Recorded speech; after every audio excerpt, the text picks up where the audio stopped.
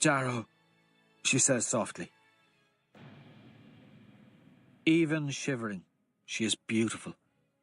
The small, quick-smiling girl who brought me back to life. The bright-eyed soul who keeps Eo's song alive. I shudder with anger. If I had been 10 minutes later in returning, this night could have broken me forever. I cannot bear another death, especially not Mustang's. Darrow, let them live, she says again, whispering it to me as Eo would whisper she loved me.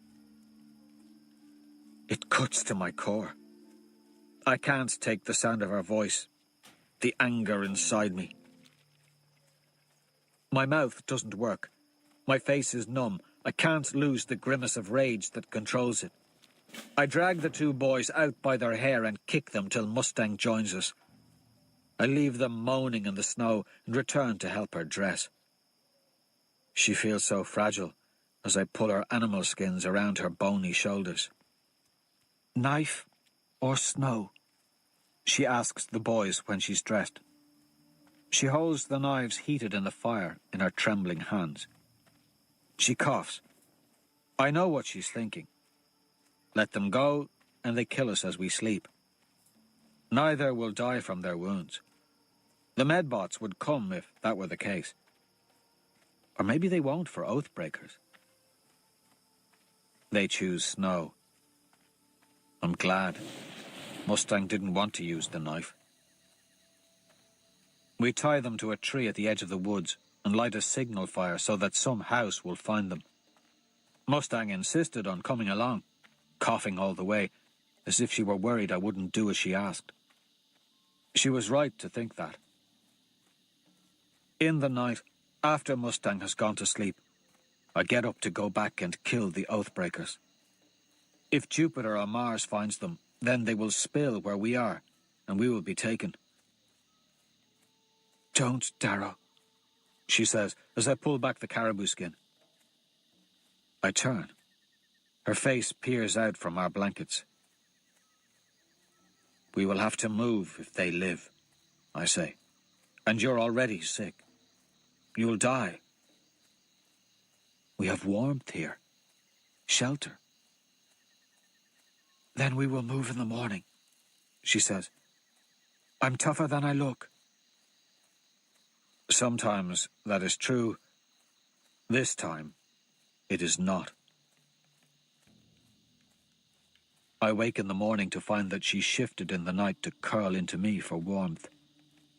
Her body is so frail. It trembles like a leaf in the wind. I smell her hair. She breathes softly. Salt tracks mark her face. I want Eo. I wish it were her hair, her warmth. But I don't push Mustang away. There's pain when I hold her, but it comes from the past, not from Mustang. She is something new, something hopeful, like spring to my deep winter. When morning comes, we move deeper into the woods and make a lean-to shelter against a rock face with fallen trees and packed snow.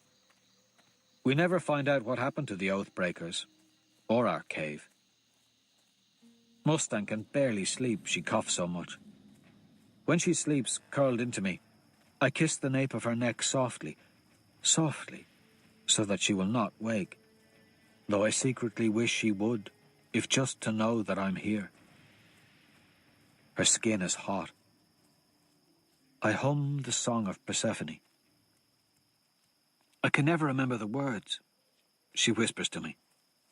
Her head lies in my lap tonight. I wish I did.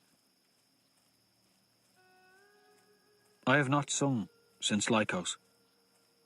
My voice is raspy and raw.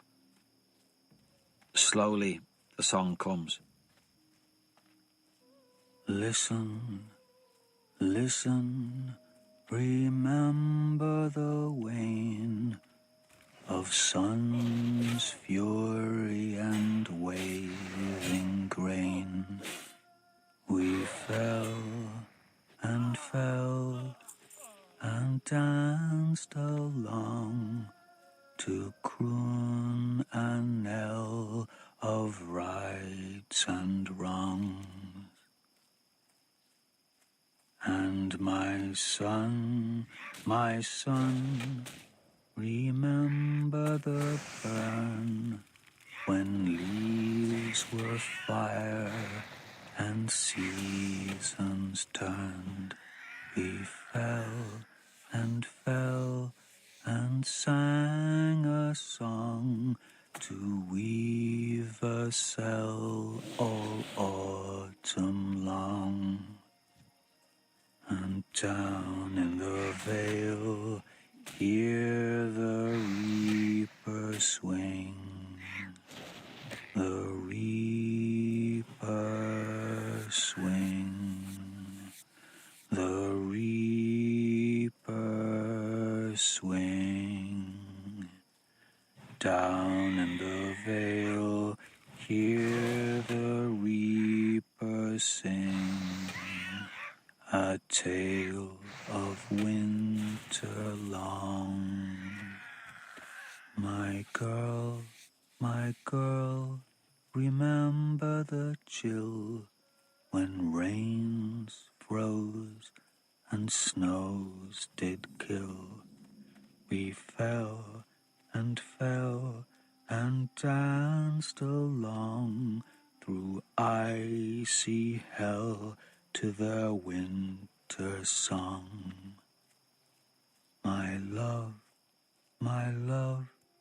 remember the cries when winter died for spring skies.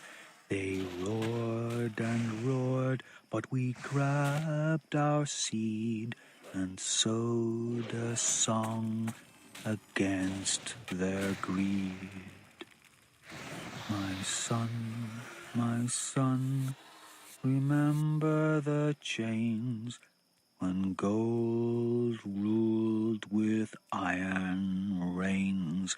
We roared and twisted and screamed for hours, a veil of better dreams.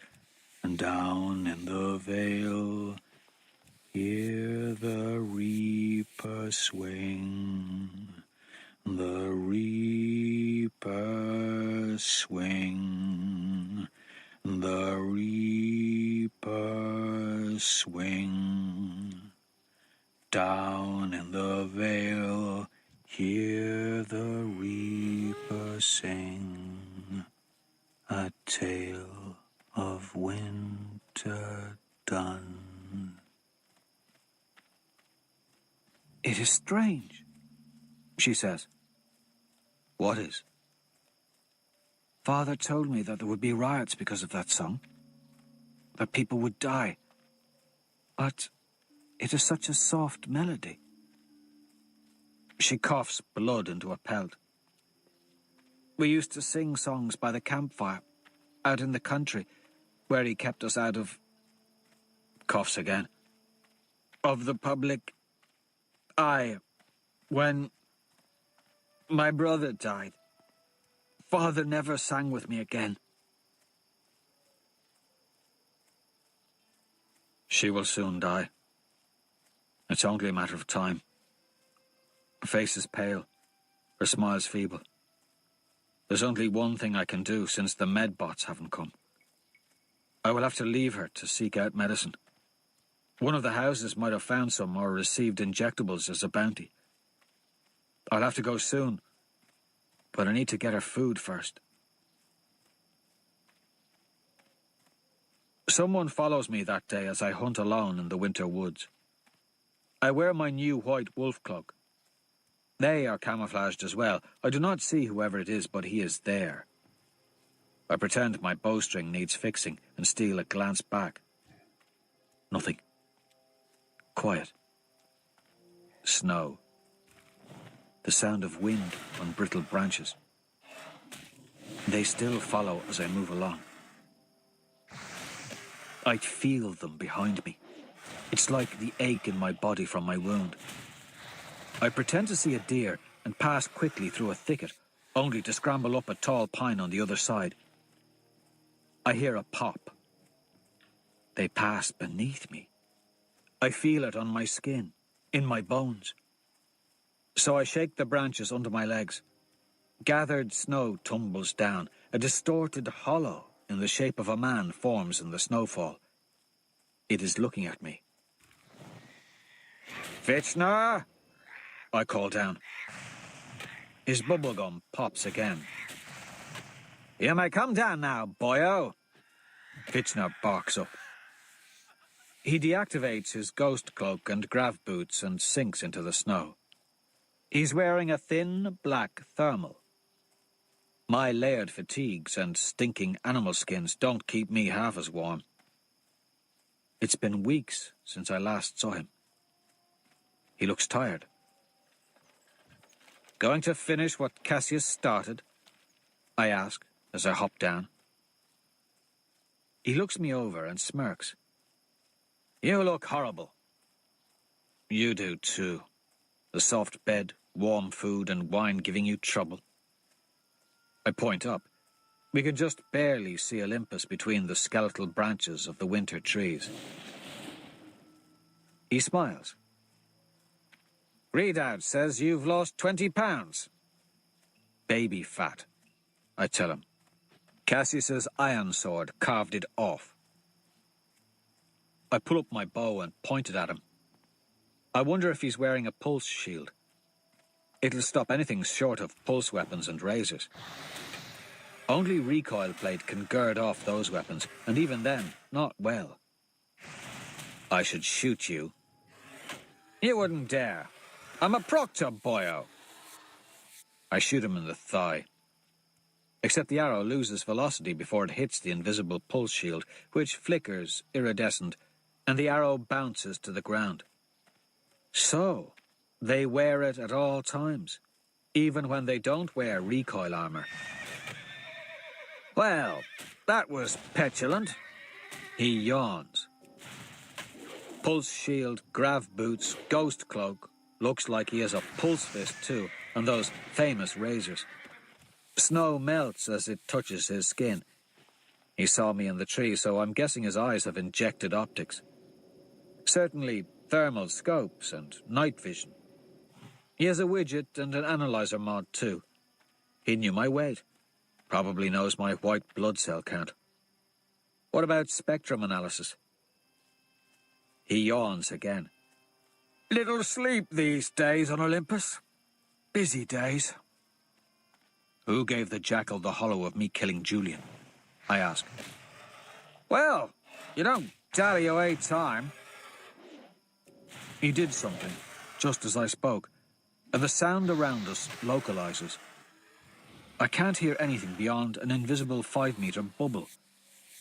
Didn't know they had toys like that. "The proctors gave it to the jackal," he tells me. "Which ones?" "Apollo. All of us. Doesn't matter." I don't understand. I assume it's because they favor the jackal. Am I right? "As usual." His gum pops. "Unfortunately, you're just not allowed to win, and you were gaining momentum. So?" I ask him to explain. He says he just did. His eyes are ringed and tired despite the collagen and cosmetics he now wears to cover his fatigue. His stomach is grown. Arms are still skinny. Something worries him. And it isn't just his appearance. "Allowed to," I echo. Allowed to. No one can be allowed to win. I thought the gory damn point was to carve our own ladder to the top. So, if I'm not allowed to win, that means the jackal is. Peg did. He doesn't sound very happy. Then that doesn't make any lick of sense. It corrupts the entire thing, I say hotly. You broke the rules. The best of gold is supposed to rise, yet they already have chosen a winner. Not only does this ruin the Institute, it ruins the society. The fittest reign. That's what they say. Now they've betrayed their own principles by taking sides in a schoolyard fight. This is the Laurel, all over again. Hypocrisy. So, this kid is what? A predestined Alexander? A Caesar? A Genghis? A Wigan? I ask. This is slagging nonsense. Adrius is the son of our dear Arch-Governor Augustus. That's all that matters. Yes, you've told me that. But why is he supposed to win? Simply because his father is important? Unfortunately, yes. Be more specific. He sighs. The Arch-Governor has secretly threatened and bribed and cajoled all 12 of us till we came to agree upon the fact that his son should win. But we have to be careful in our cheating. The drafters, my real bosses, watch every move from their palaces, ships, etc. They are very important people as well. And then there's the Board of Quality Control to worry about. And the sovereign and senators and all the other governors themselves. Because though there are many schools, any of them can watch you whenever they like. What? How? He taps my wolf ring. Biometric nanocam. Don't worry. It's showing them something else right now. I threw down a jam field. And anyway, there's a half-day delay for editing purposes. All other times, any drafter, any scard, can watch you to see if they would like to offer you an apprenticeship when this is over. Oh, do they like you. Thousands of Aryates have been watching me. My insides, already cold, tighten. Demetrius Albellona, Imperator of the Sixth Fleet, father of Cassius and Julian, drafter of House Mars, has watched me kill one son and deceive the other. It takes the wind out of me. What if I had told Titus that I knew he was a Red because I was a Red? Did they notice him say bloody damn? Did I say he was a Red out loud? Or was that just in my head? What if I take the ring off? Then you disappear. Except for the cameras we have hidden in the battlefield. He winks. Don't tell anyone. Now, if the drafters discover the Arch-Governor's scheme, there will be hell to pay. Tension between the schoolhouses, certainly. But more importantly, there could be a blood war between the Augustuses and Bellonas. And you'll be in trouble if they find out about the bribery. I'll be dead. He fails in trying a smile. That's why you look like hell. You're in the middle of a shitstorm. So how do I fit into this? He chuckles dryly. Many drafters like you. Those of House Mars get to offer you your first apprenticeships, but you can entertain offers outside the house. If you die, they will be very unhappy, especially the Sword of House Mars. His name is Lorn Au Arcos. No doubt you've heard of him. He is prime good with his razor. How do I fit in? I repeat. You don't. Stay alive. Stay out of the Jackal's path. Otherwise, Jupiter or Apollo will kill you, and there will be nothing I can do to stop it. So they're his guard dogs, eh? Amongst others, yes. Well, if they kill me, the drafters would know something is wrong. They won't. Apollo will use other houses to do it, or we'll do it ourselves and edit out the footage from the nanocams. Apollo and Jupiter are not stupid, so don't fiddle with them. Let the Jackal play and you'll have a future. And so will you. And so will I. I understand. I say, good. Good. I knew you'd see sense. You know, many of the proctors like you. Minerva even does. She hated you at first, but since you let Mustang go, she's been able to stay around on Olympus. Much less embarrassing that way. She's allowed to stay around on Olympus? I ask innocently. Naturally. It's the rules of the Institute. Once your house is defeated, the proctor heads home to face the music and explain what went wrong to the drafters. Fitchner's smile contorts when he sees the sudden glimmer in my eyes. So, if their house is destroyed, they have to leave. And it was Apollo and Jupiter who want me dead, you say? No, he begs, suddenly hearing the menace in my voice. I tilt my head. No? You can't, he sputters, confused. I just told you. The sword of the damn house Mars wants you as an apprentice. And there are others. Senators, politicos, praetors. Don't you want a future? I want to rip the jackal's balls off. That's all. Then I will find my apprenticeship. I imagine it will be an impressive one if I do that. Taro, be reasonable, man. Fitchner, my friend's Roke until he had died because of the Archgovernor's meddling. Let's see how he likes it when I make his son, the Jackal, my slave. You're mad as a red, he says with a shake of his head. You're screwing with the proctor's livelihoods. None are content with their current station. They're all looking to ascend as well. If you threaten their futures, Apollo and Jupiter will come down and they will cut off your head. Not if I destroy their houses first. Because don't they have to leave if I do that? Someone reliable told me those were the rules. I clap my hands together. Now, I have another friend who is dying and I'd like some antibiotics. It'd be prime if you could give me some. He gawps at me.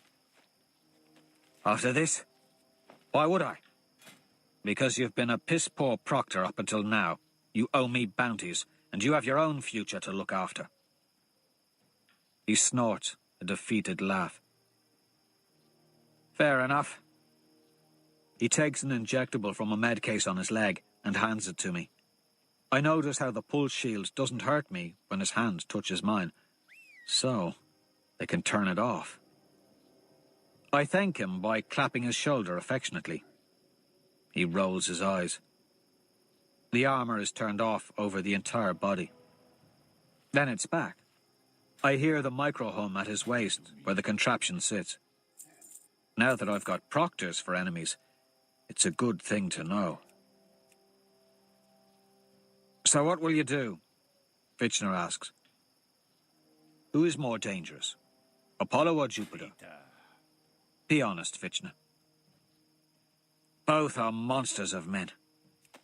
Apollo is more ambitious. Jupiter is simple. He just enjoys playing God here. Then House Apollo first. After that, I'll crush Jupiter. And when they are gone, who will protect the Jackal? The Jackal, he says dryly. Then we'll see if he really does deserve to win. Before I go, Fitchner tosses a small package to the ground. Not that it matters now, but this was given to me. I was told to say that you're to know that your friends have not forsaken you. Who? I cannot say. Whoever gave it to him is a friend. Because inside the box is my Pegasus, and inside that is Eos Himanthus blossom. I put the Pegasus necklace about my neck.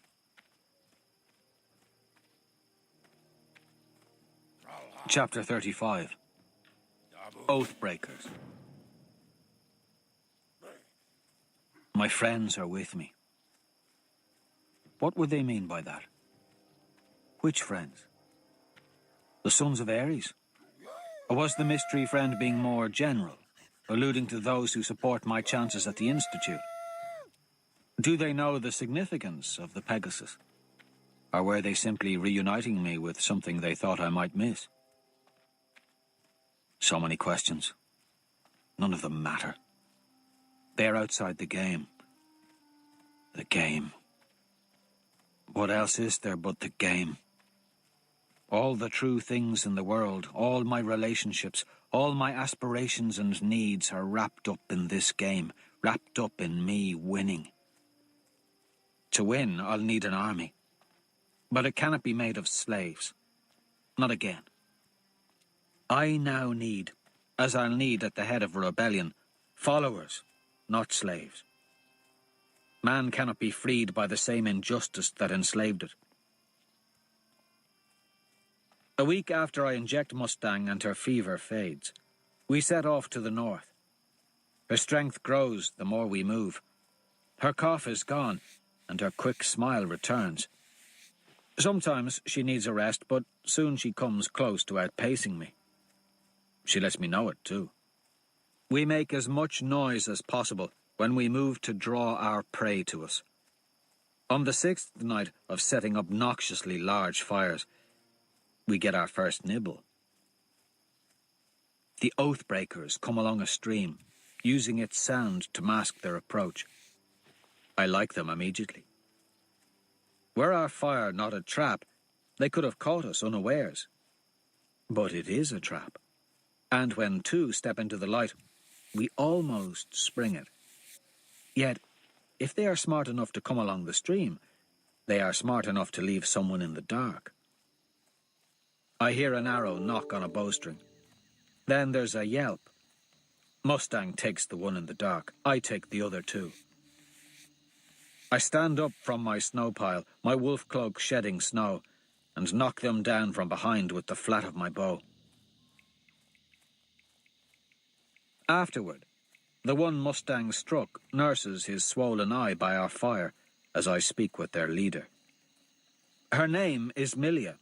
She's a tall willow with a long horse face and a slight hunch to her shoulders. Rags and stolen furs cover her bony frame. The other uninjured one is Dax. Short, comely, with 3 frostbitten fingers. We give them extra furs, and I think that makes all the difference in the conversation. You understand we could make you slaves, yes? Mustang asks, brandishing her standard. So you'd be twice Oathbreakers and twice shunned once this game is over. Milia doesn't seem to care. Dax does. The other just follows Milia. Could give a rat's prick. No difference between one and twice, Milia says. They all bear the slave mark of Mars. I don't recognize them, but their ring says they are from Juno. Rather bear shame than bruise my knees. Do you know my father? I don't care about your father. My father, she persists, is Gaius Autracus, Justiciar of the Southern Martian Hemisphere. I still don't care. And his father was... I don't care. Then you're a fool, she drawls. Twice a fool if you think to make me your slave. I will cut you in the night. I nod to Mustang. She stands suddenly with the standard and puts it to Milia's head. The mark of Mars becomes that of Minerva. Then she erases the Minerva mark. Dax's eyes widen. Even if I free you, I ask Milia, you're still going to cut me. She doesn't know what to say. Millie, Dax says quietly. What are you thinking? No slavery. I elaborate. No beatings. If you dig a shit pit, I dig 2 shit pits for the camp. If someone cuts you, I rip them apart. So, will you join our army? His army, Mustang corrects. I look over at her with a frown. And who's he? Milia asks, her eyes not leaving my face. He's the Reaper. It takes a week to gather 10 Oathbreakers. The way I look at it is, those 10 already made it clear they don't want to be slaves. So they might like the first person who will give them purpose, food, furs, who's not demanding that they lick a boot heel. Most of them have heard of me, but all are disappointed that I don't have the famous sling blade I used to beat packs. Apparently he's become quite the legend. They say he picked up and threw a horse and rider into the Argos as Mars's slaves fought Jupiter's. As we grow, we hide from the larger armies. Mars may be my house, but with Rogue dead and Cassius an enemy, only Quinn and Severo are left as friends. Pollux, perhaps, but he'll go whatever way the wind blows. Rat bastard. I cannot be with my house. There's no place for me there. I may have been their leader, but I remember how they looked at me. And now it is crucial they know I am alive. Despite the war between Mars and Jupiter, stalwart Ceres stands unconquered by the riverside. Behind their high walls, bread smoke still rises. Mounted war bands from both armies roam the plains around Ceres, crossing the frozen Argos at will. They carry low-charged iron swords now, so they can electrocute and maim one another with a brush of metal. Medbots scream over the battlefield when skirmishes break into pitched frays, healing wounded students as they bleed or moan from broken bones. The champions of each army wear iron armor to protect themselves against the new weapons. Horses smash together. Iron arrows fly. Slaves mill about, hitting each other with older, simpler weapons across the wide plain that separates the highlands from the great river Argos. It is a spectacular thing to see. But foolish. So foolish. I watch with Mustang and Milia as two armoured warbands of Mars and Jupiter streak toward each other across the plains in front of Phobos Tower. Pennants flap. Horses trample the deep snow. It's a clash of armoured glory when the two metal tides collapse into one another. Lances spark with stunning electricity on broad shields and armour. Dazzling swords slam other blades like their own. High drafts battling high drafts. Slaves run in scores to smash into each other, pawns in this giant chess match. I see Pax in a rusty bulk of crimson armour, so ancient it looks like a fry suit. I laugh as he tackles a horse and rider. But if ever there was a picture of a perfect knight, it would not be Pax. No. It'd be Cassius. I see him now.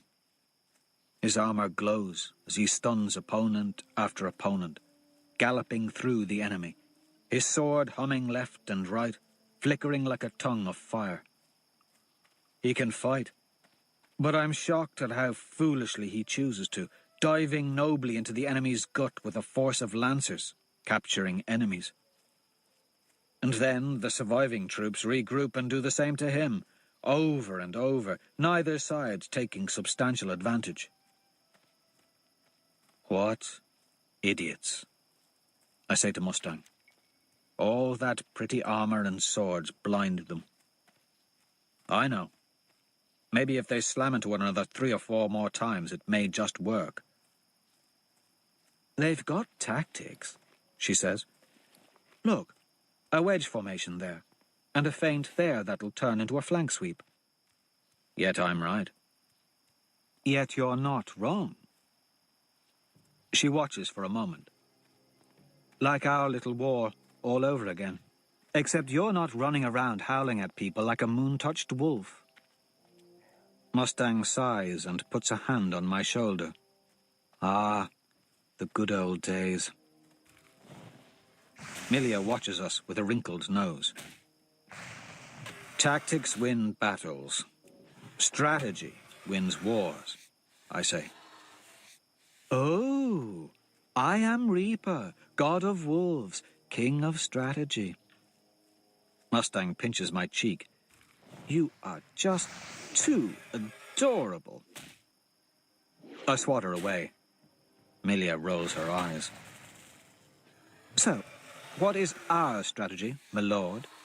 Mustang asks me. The longer I draw out any conflict with an enemy, the more chances the proctors will get to ruin me. My rise must be meteoric. I don't tell her this. Speed is our strategy, I say. Speed and extreme prejudice. The next morning, House Mars's warband finds their bridge across the Metas blocked by trees felled in the night. As expected, the warband turns around and rides back to the castle, fearing some sort of trap. Their watchmen in Phobos and Deimos cannot see us. They peer down and send smoke signals that there is no enemy in the barren, deciduous woods around the bridge. They do not see us because we have been belly down in the same position in the woods, 50 yards from the bridge, since Black Dawn. Each of my Oathbreakers has a white or grey wolf cloak now. It took a week to find the wolves, but perhaps that was for the better. The hunt created a bond. My 10 soldiers are a scrappy lot. Liars, wicked cheats who would rather ruin their futures than be slaves in this game. So a proud, practical, but not very honourable lot. Just the sort I need. Their faces are painted white with bird dung and grey clay, so we've the look of spectral winter beasts as breath billows from our grinning maws. They like being valued by someone fearsome, Milia told me the night before, her voice as cold and brittle as the icicles hanging from the aspen trees. As do I. Mars'll take the bait, Mustang whispers to me now. Not so much brain power left in the house. Not with Roke gone. She chose a place close to me in the snow, so close that her legs stretch along mine, and her face, twisted sideways as she lies on her belly, is only inches from my own underneath our white cloaks. When I inhale, the air is already warm from her breath. I think this is the first time I've thought of kissing her. I chase the thought away and summon the sight of Eo's mischievous lips. It is midday when Cassius sends troops, mostly slaves for fear of an ambush, to clear the felled trees from the bridge. In fact, Cassius plays too clever a game. Since he believes he is fighting Jupiter, his assumption is that the ambush will be a sudden cavalry charge once the bridge is clear. So he has his horses go around the river, south through the highlands, and loop around on the far side of the bridge near Phobos to spring an ambush on the cavalry he assumes will come from the Great Woods or the plains. Milia, the shifty girl, brings me news of this movement of horse in the form of a howl from her perch nearly a mile off, where she serves as lookout in the high pines. It is time to move. We do not howl or shout as we 10 sprint through the leafless woods toward the toiling slaves. 4 high drafts sit on horses watching the work. One is Scipio. We sprint faster, faster through the barren trees, coming from their flank. They do not see us. We fan out, racing one another to make the first strike. I win. Jumping 5 meters forward in the low grav, I fly out of the woods like a demon possessed and take Scipio at the shoulder with a blunted sword. He spills from the saddle. Horses whinny. Mustang takes down another high draft with her standard. My troops swarm forward, silent and shadowed with white and grey. 2 more of my Oathbreakers leap onto the high draft's horses and bludgeon the riders with clubs and blunted axes. I ordered no killing. It's over in 4 seconds. The horses don't even know where their riders went. My troops flow past the horses into the slaves as they clear the bridge of the felled logs. Half don't even hear us till Mustang has turned 6 into Minerva slaves and ordered them to help us subdue the rest. Then there's shouting, and the Mars slaves turn their axes against my troops. Those from Minerva recognize Mustang and are set free when she clears away the mark of Mars. It's like a shifting tide. 6 slaves are ours. They tackle Mars's other slaves and pin them down as Mustang runs over and converts them. 8 by the same process.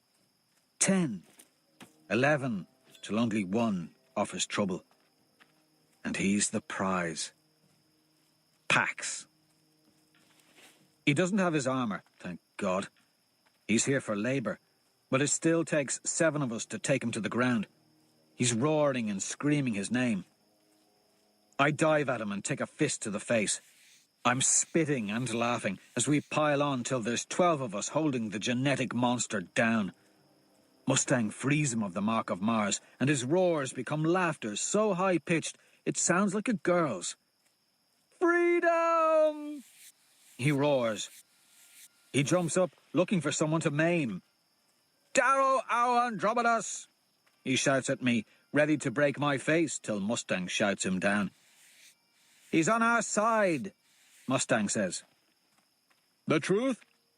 Pax asks. His giant face splits into a smile. What news? And he's got me in a bear hug. Freedom, brothers and sisters. Sweet freedom.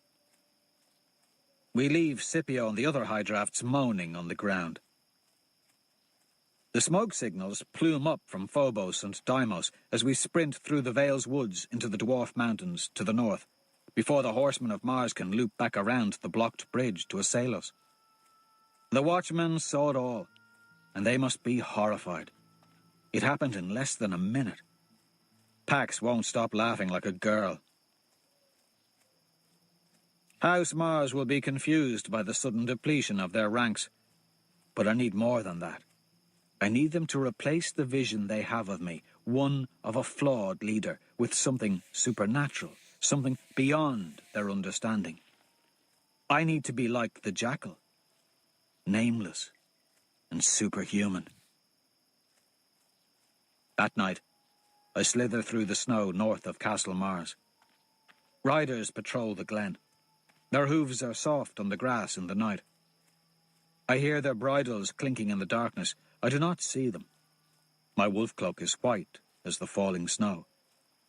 I've pulled its head up, so I look like a guardian creature from the colder levels of hell.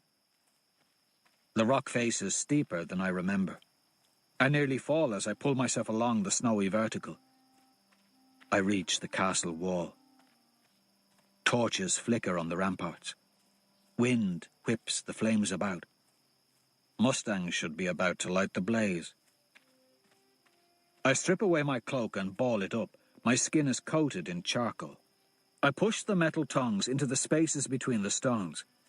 It's like climbing my drill again, except I'm stronger and I'm not wearing a fry suit. Easy. The Pegasus bounces against my chest as I pull myself up. I'm not even panting when I reach the top, 6 minutes later. My fingers cling to the stone just beneath the ramparts.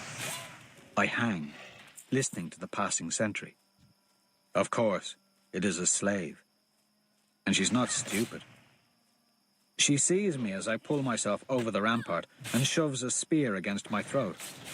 I flash my Mars ring and hold my finger to my lips.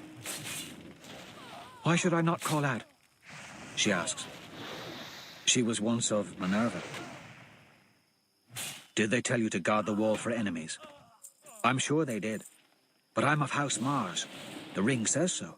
I can't be an enemy then, yes? She frowns.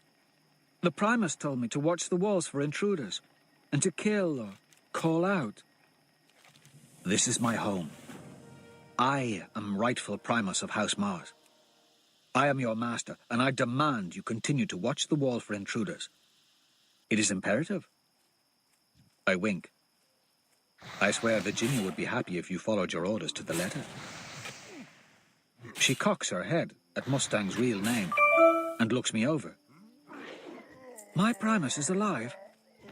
House Minerva has not yet fallen, I say. The girl's face almost breaks. She smiles so hard. Well, then, I suppose this is your home. Can't stop you from entering it. Bound by oath to obey, I am. Wait. I know you. They said you were dead. Thank your Primus that I draw breath. I learned from her that the house members sleep while the slaves guard the fortress at night. That is the problem with slaves. They are so willing to find a way around their duty and so excited to share secrets. I leave her behind and steal into the keep using a key she accidentally dropped into my hand. Sneaking through my home, I'm tempted to pay Cassius a visit, but I'm not here to kill him. Violence is the fool's way out. Sometimes I'm the fool, but tonight I'm feeling smart. I'm also not there to steal the standard. They will be guarding that.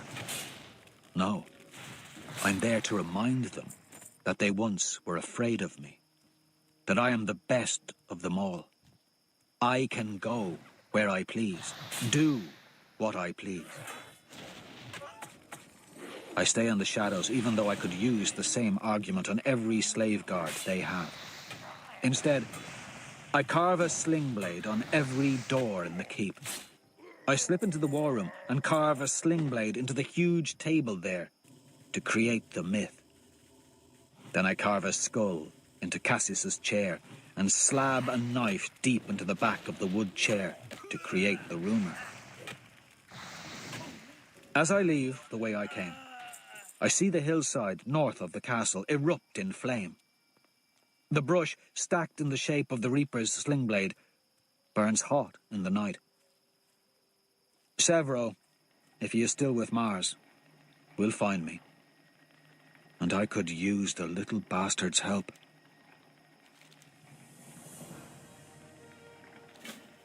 Chapter 36. A second test. In order to have an army, I must be able to feed it. So I will take the ovens of Ceres that Jupiter and Mars both lust over. The new members of our band from House Minerva find it perfectly reasonable to accept my authority. I don't fool myself.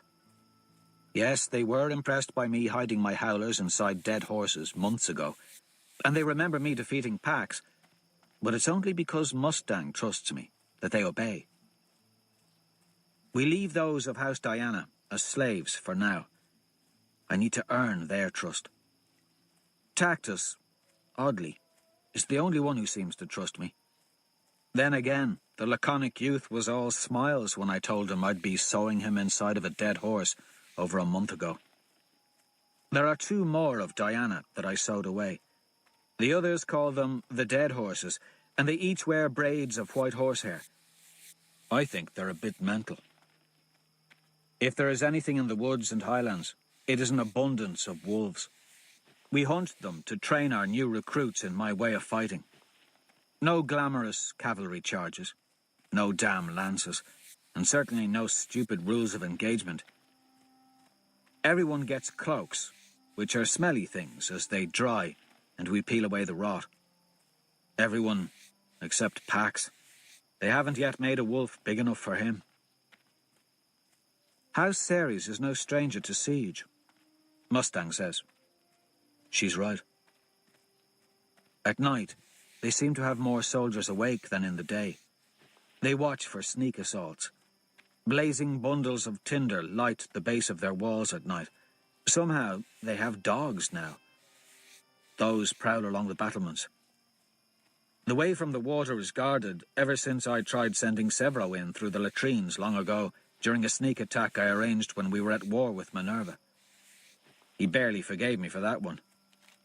The Ceres students come out no longer. They've learned the risk of battling stronger houses on open ground. They'll hole up for the winter, and when the cold and hunger have weakened the other houses, they'll emerge from their fortress in the spring, strong, prepared, and organized. But they'll never make it to the spring. So, we attack during the day? Mustang guesses. Naturally, I say. Sometimes I wonder why we even bother speaking. She knows my thoughts, even the mad ones. This idea is an especially mad one. We practiced it in a clearing in the Northwoods for a whole day after flattening out the wood with axes. Pax makes the plan possible. We hold competitions to see who has the best balance on the wood. Mustang wins, Horse-faced Milia is second, and she's spitting bitter that she doesn't beat Mustang. I'm third.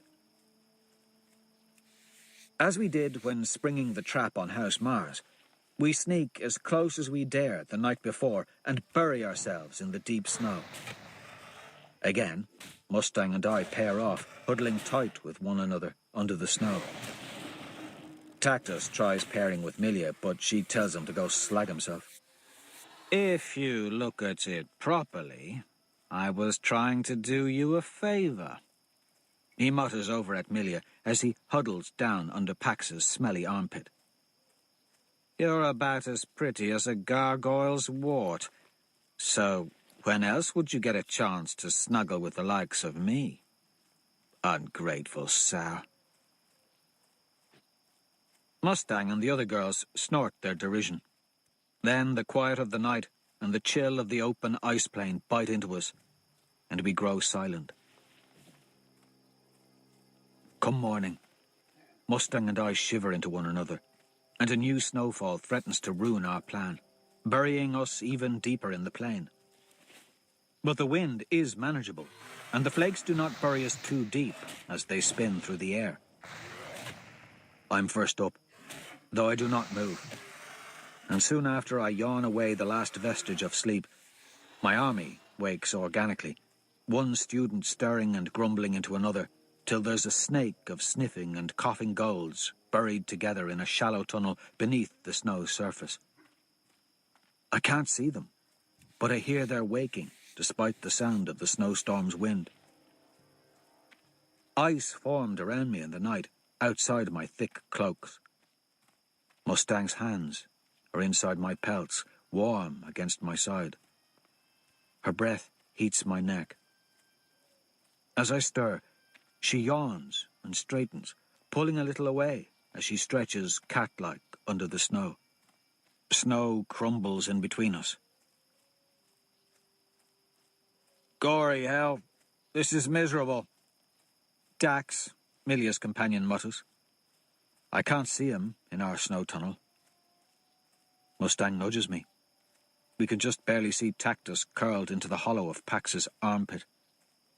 The two men snuggle together and wake like lovers, only to flinch away from one another when their ice-crusted eyelids flutter open. Wonder which is Romeo, Mustang whispers, her throat raspy. I chuckle and carve a hole in the roof of our tunnel to see that my band of 24 is alone in the plains, except for early morning horse scouts in the distance. They'll not be a problem.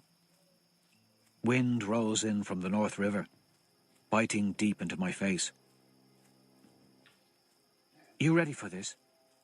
Mustang asks me with a grin as I bring my head back into our shelter. Or are you too cold? It was colder in the loch when I first tricked you, I say, smiling. Ah, the old days. All part of my master plan to win your trust, little man. She smirks mischievously.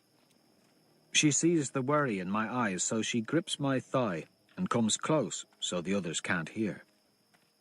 Think I'd be squatting here with you in the snow if this plan could go belly up? Negative. But I'm freezing my balls off, and the wind is dying. So let's go, Reaper.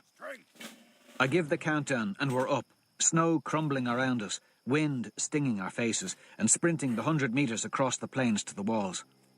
All 24 of us. Silent again. The wind comes in fits.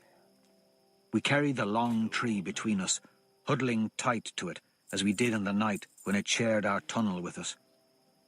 It's heavy. But we're 24, and Pax's parents gave him the genes to knock over bloody damn horses. Panting, legs burning, gritting as the wood weighs down our shoulders in the deep snow. It's a trudge. A shout comes from the wall, a lonely, hollow call that echoes over the still winter morning. More shouts. Still few. Barks. Confusion. An arrow whistles past. Then another. It's amazing how quiet the world is as the arrows sail, carrying death. The wind has faded again. Sun peeks from behind a cloud layer, and were bathed with morning warmth. We're at the wall. Shouts spread beyond the stone fortification from their towers. A signal horn, barking of dogs. Snow falls from the parapets as archers lean over the stone battlements. An arrow shivers in the wood by my hand. Someone goes down bloody-like. Dax. Then Pax roars the word, and he, Tactus, and 5 more of our strongest take the long wood beam we cut from the tree trunk and shove the tip as hard as they can into the wall. They hold it there, at an angle. They are roaring from the burden. It's still 5 meters short of the top of the wall, but I'm already sprinting up the thin slope. Pax grunts like a boar as he heaves against the angled strain. He's shouting, roaring. Mustang is right behind me, then Milia.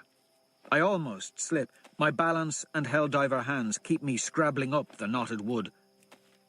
In our fur, we look like squirrels, not wolves. An arrow hisses through my cloak. I'm against the wall at the top of the wobbling beam. Pax and his boys roar gutturally from the exertion. Mustang is coming. I cup my hands. She stirrups her foot at the run, and I hurl her up the last 5 meters to clear the battlements. Her sword slashes, and she screams like a banshee. Then Milia launches the same way off my hands, and the rope she has tied to her waist dangles after her. She anchors up top as I use it to pull myself up the last 5 meters. The wooden beam crashes to the ground behind me.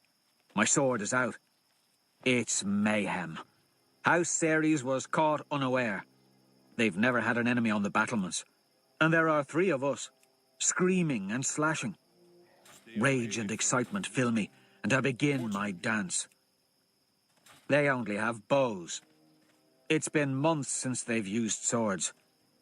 Ours aren't sharp or fused with electricity, but cold durosteel is nasty to take in any form. The dogs are the hardest to manage. I kick one in the head, throw another off the battlements. Milia is down. She bites a dog in the neck and punches it in the balls till it whimpers off. Mustang tackles someone off the battlements. I slide tackle one of the archers as he levels his bow at her. Outside, Pax shouts for me to open the gates. He's actually crying for combat.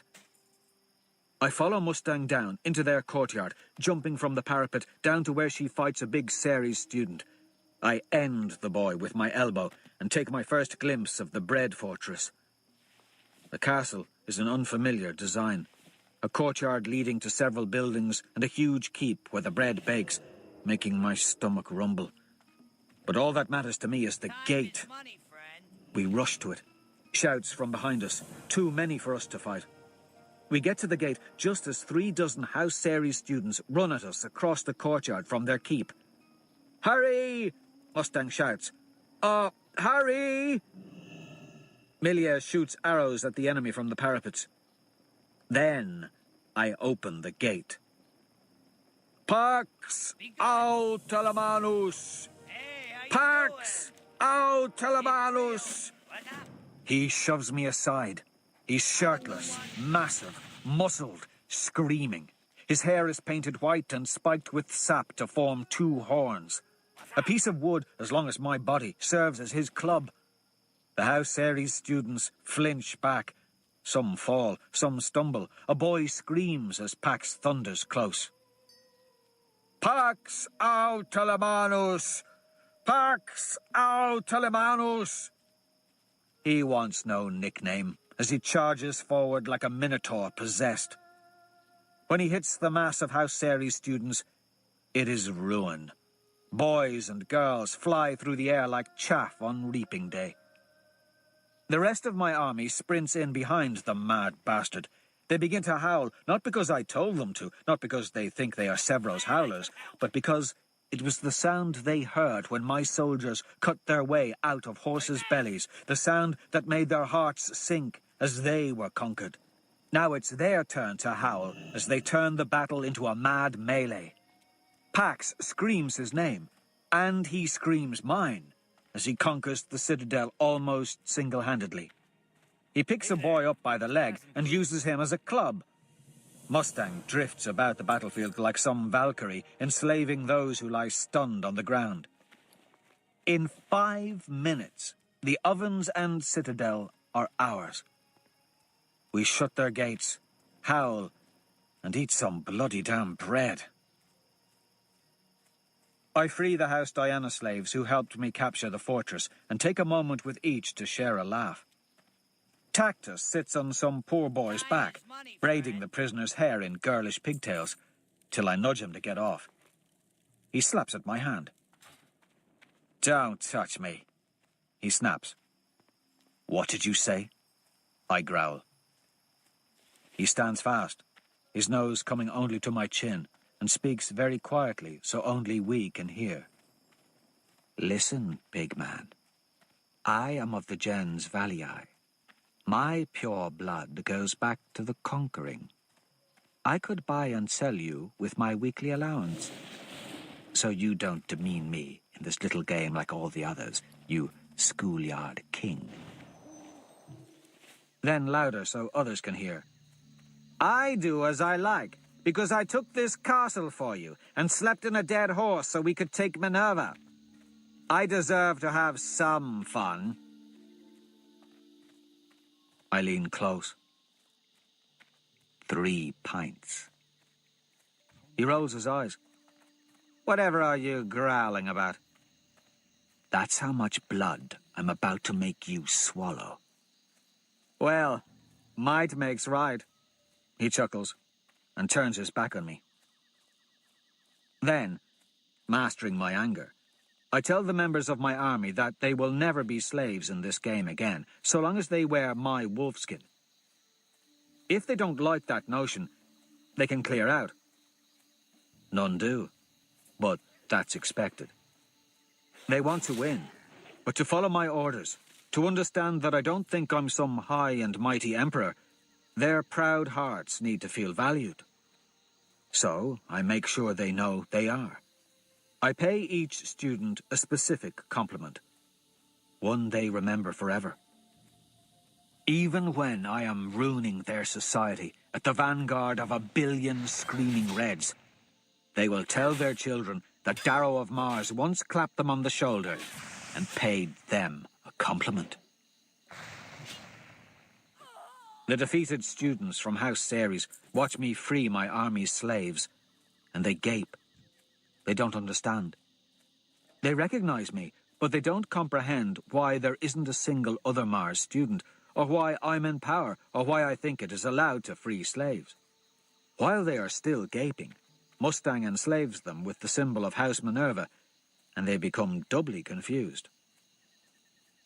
"Win me a fortress, and you get your freedom too," I tell them.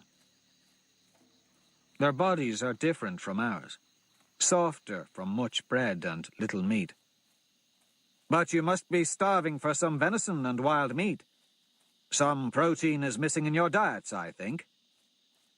We brought plenty to share. We free several slaves taken by House Ceres months prior. There are few, but most are House Mars or Juno. They find this new alliance strange, but it is an easy pill to swallow after months of toiling in the ovens. The night ends on a sour note, as I am woken an hour into sleep. Mustang sits on the edge of my bed as my eyes flutter open. When I see her, I feel a spike of terror in me, assuming she's come for a different reason. That her hand on my leg means something simple, something human. Instead, she brings me news I wished never to hear again. Tactus flouted my authority and tried to rape a Ceres slave during the night. Milia caught him, and Mustang barely stopped her from cutting Tactus 1,000 different ways. Everyone is up in arms.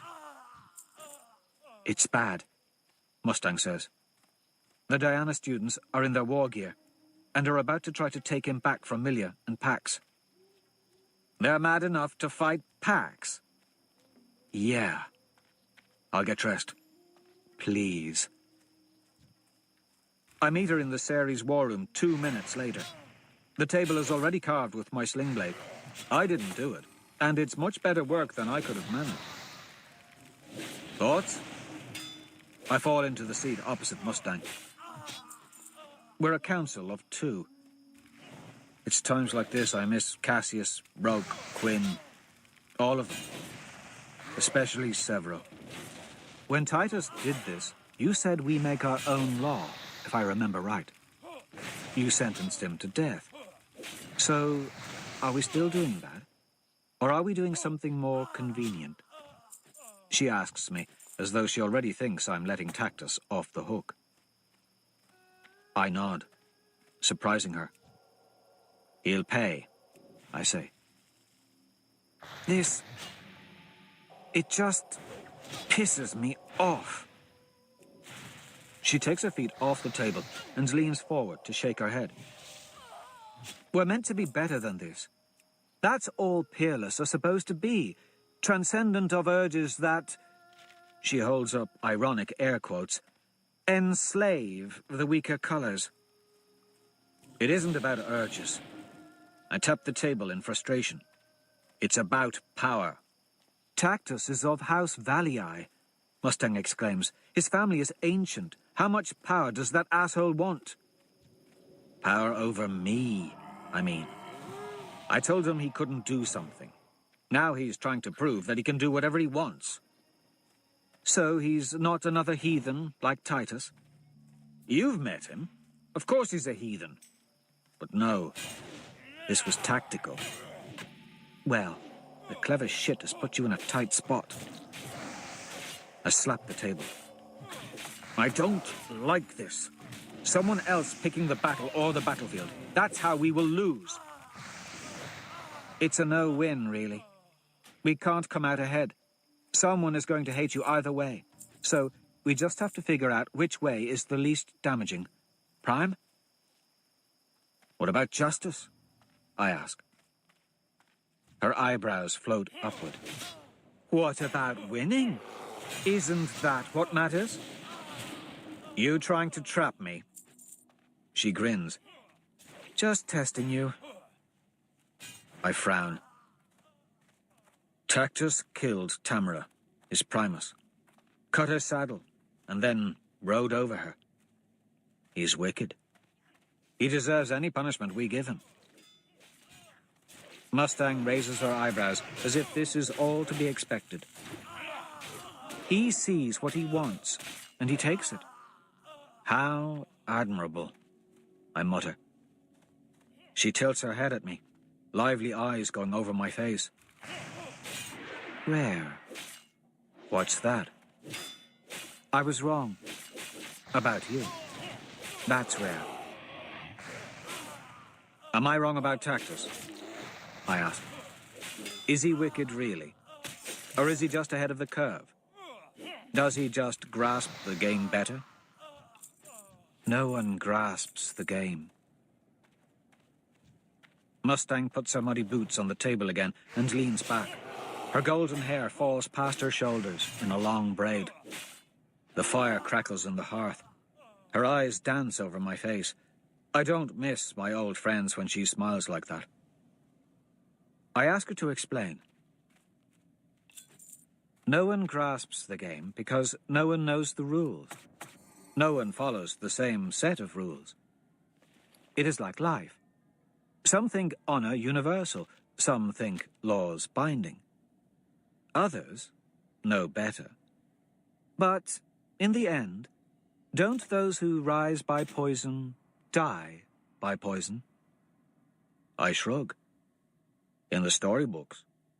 In life, there's no one left to poison them, often. They expect an eye for an eye, the House Ceres slaves. Punish Tactus, you piss off the Diana kids. They get you a fortress, and you spit on them for it. Remember, as far as they're concerned, Tactus hid in a horse's belly half a day for you when you took my castle. Resentment will swell like a copper bureaucracy. But if you don't punish him, you lose all of Ceres. Can't do that. I sigh. I failed this test before. I put Titus to death and I thought I was meting out justice. I was wrong. Tactus is an iron gold. His blood is as old as the society. They look at compassion, at reform, as a disease. He is his family. He will not change. He will not learn. He believes in power. Other colors are not people to him. Lesser golds are not people to him. He is bound to his fate.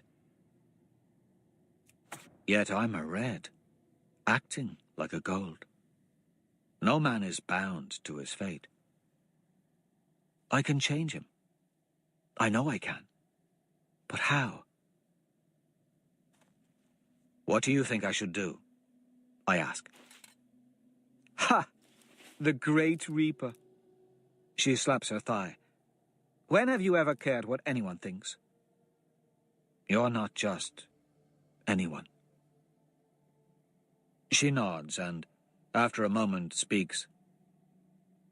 I was once told a story by Pliny, my tutor. A ghastly fellow, really. And a politico now, so take this all with a shipload of salt. Anyway, on Earth, there was a man and his camel. I laugh. She keeps going. They were traveling across this grand desert full of all sorts of nasties. One day, as the man prepared camp, the camel kicked him for no reason. So the man whipped the camel. The camel's wounds grew infected. It died and left the man stranded. Hands, camels, you and metaphors. She shrugs. Without your army, you're a man stranded in a desert. So, tread carefully, Reaper. I speak with Nyla, the Ceres girl, in private. She's a quiet one. Smart as a whip, but not physical in any way. Like a shuddering songbird. Like Leah. She has a bloody swollen lip. It makes me want to castrate Tactus. She didn't come in wicked like the rest. Then again, she got through the passage.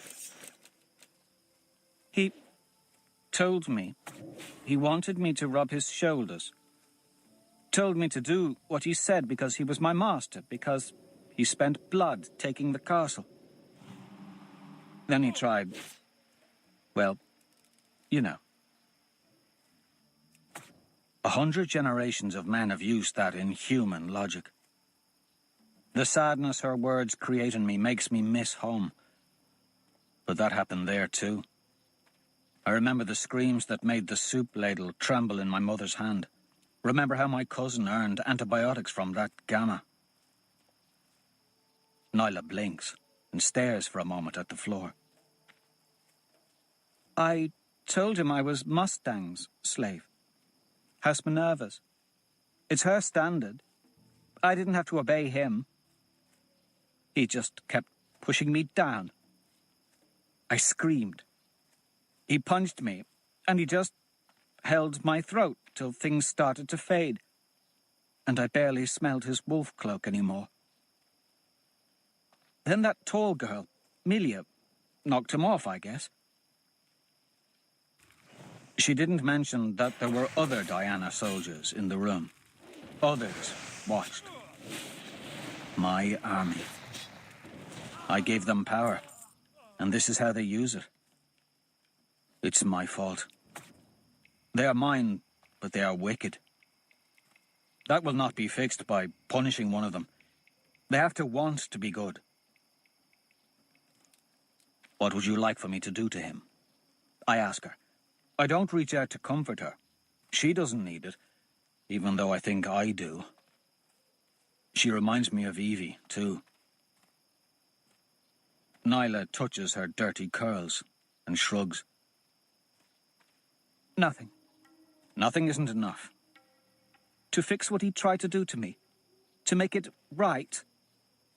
She shakes her head, and her hands clutch her sides. Nothing is enough. The next morning, I assemble my army in the Ceres Square. 12 limp. Few aureate bones can really be broken because of their strength, so most of the injuries suffered in the assault were superficial. I smell the resentment from Ceres students, from Diana students. It's a cancer that'll eat away at the body of this army, no matter who it is focused on. Pax brings Tactus out and shoves him to his knees. I ask him if he'd tried to rape Nyla. Laws are silent in times of war. Tactus draws. Don't quote Cicero to me, I say. You are held to a higher standard than a marauding centurion. In that, you're hitting the mark at least.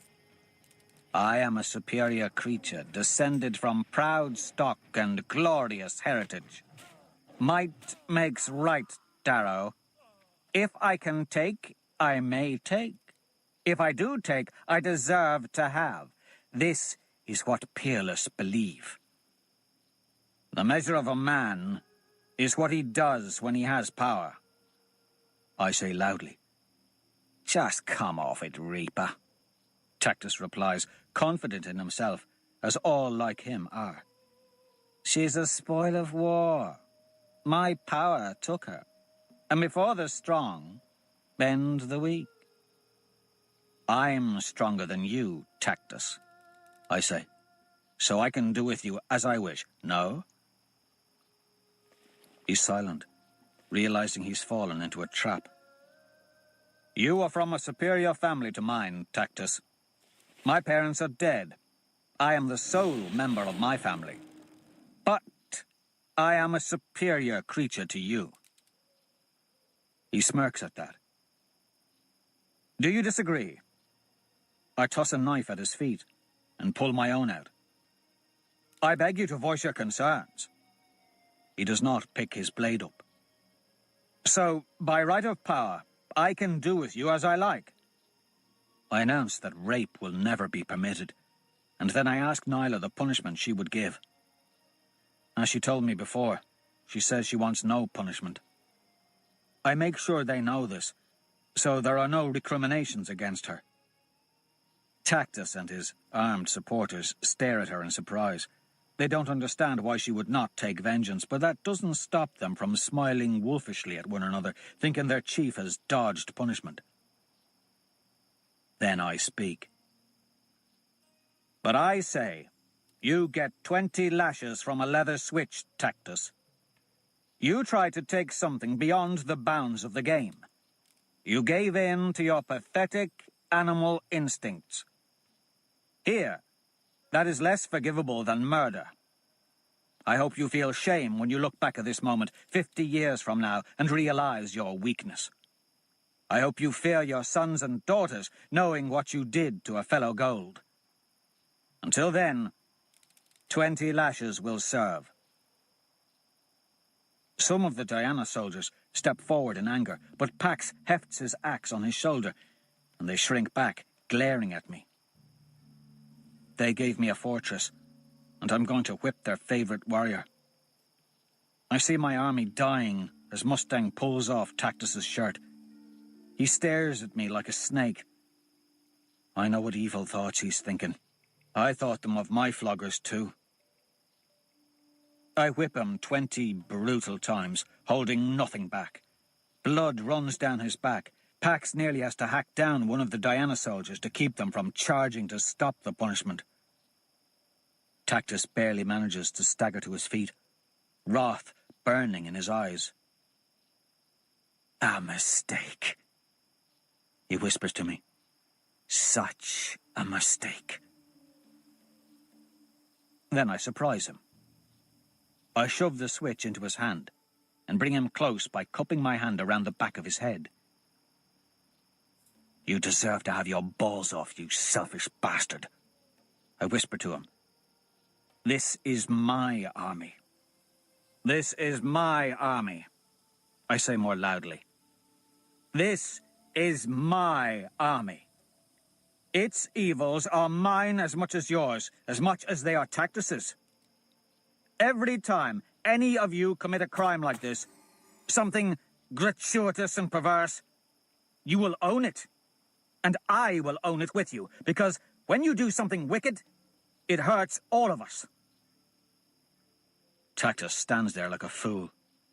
He's confused. I shove him hard in the chest. He stumbles back. I follow him, shoving. What were you going to do? I push his hand, holding the leather switch, back toward his chest. I don't know what you mean, he murmurs as I shove him. Come on, man. You were going to shove your prick inside someone in my army. Why not whip me while you're at it? Why not hurt me, too? It'll be easier. Milia won't even try to stab you, I promise. I shove him again. He looks around. No one speaks. I strip off my shirt and go to my knees. The air is cold. Knees on stone and snow. My eyes lock with Mustangs. She winks at me, and I feel like I can do anything. I tell Tactus to give me 25 lashes. I've taken worse. His arms are weak, and so is his will to do it. It still stings, but I stand up after 5 lashes and give the lash to Pax. They start the count at 6. Start over, I shout. A little rapist cur can't swing hard enough to hurt me. But Pax bloody well can. My army cries in protest. They don't understand. Golds don't do this. Golds don't sacrifice for one another. Leaders take, they do not give. My army cries out again. I ask them, how is this worse than the rape they were all so comfortable with? Is not Nyla now one of us? Is she not part of the body? Like reds are. Like obsidians are. Like all the colours are. Pax tries to go light, but it's Pax. So when he's done, my back looks like chewed goat meat. I stand up, do everything I can to prevent myself from wobbling. I'm seeing stars. I want to wail, want to cry. Instead, I tell them that anyone who does anything vile, they know what I mean, will have to whip me like this in front of the entire army. I see how they look at Tactus now, how they look at Pax, how they look at my back. You do not follow me because I am the strongest. Pax is. You do not follow me because I am the brightest. Mustang is. You follow me because you do not know where you are going. I do. I motion Tactus to come toward me. He wavers, pale, confused as a newborn lamb. Fear marks his face. Fear of the unknown. Fear of the pain I willingly bore. Fear when he realizes how different he is from me. Don't be afraid, I tell him. I pull him forward into a hug. We are blood brothers, you little shit. Blood brothers. I am learning.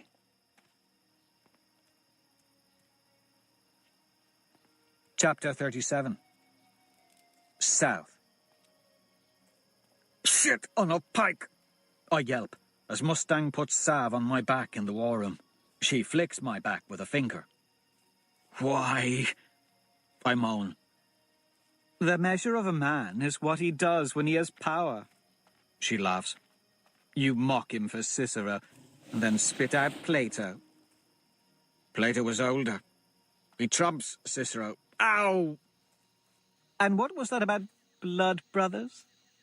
That means absolutely nothing. You might as well have said you were pinecone cousins. Nothing binds like pain shared. Well, here's some more of that. She pulls a bit of leather out of a wound. I yelp. Pain shared. I shudder. Not inflicted. Psychotic. Ow! You sound like a girl. Thought martyrs were tough. Then again, you could be barking mad. Fever when you were stabbed, probably. You traumatized Pax, by the way. He's crying. Good work. I actually hear Pax's sniffles from the armory. But it did work, eh? Sure, Messiah. You made yourself a cult. She mocks dryly. They're building idols to you in the square, kneeling in supplication of your wisdom. Oh, mighty Lord. I will laugh when they find out they don't like you, and can have you flogged any time they do a naughty. Now hold still, you pixie, and stop talking. You annoy me. You know, when we graduate, maybe you should look into being a pink. Your touch is so tender. She smirks. Send me to a rose garden? Huh. Now that would tickle my father pink.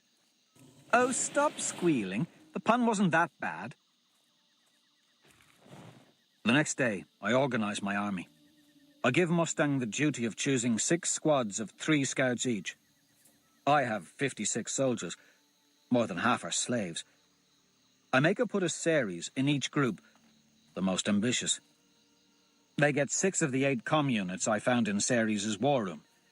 The things are primitive, crackling earpieces, but they give my army something I've never had.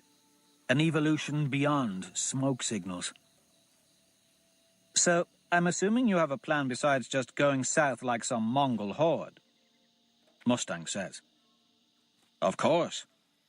We're going to find the House Apollo. True to my promise to Fitchner. The scouts strike out that night from House Ceres, fanning out to the south in 6 directions. My army follows at dawn, just before the winter sun rises. I will not squander this opportunity. Winter has forced the houses into fortresses. Deep snows and hidden ravines make heavy cavalry sluggish, less useful.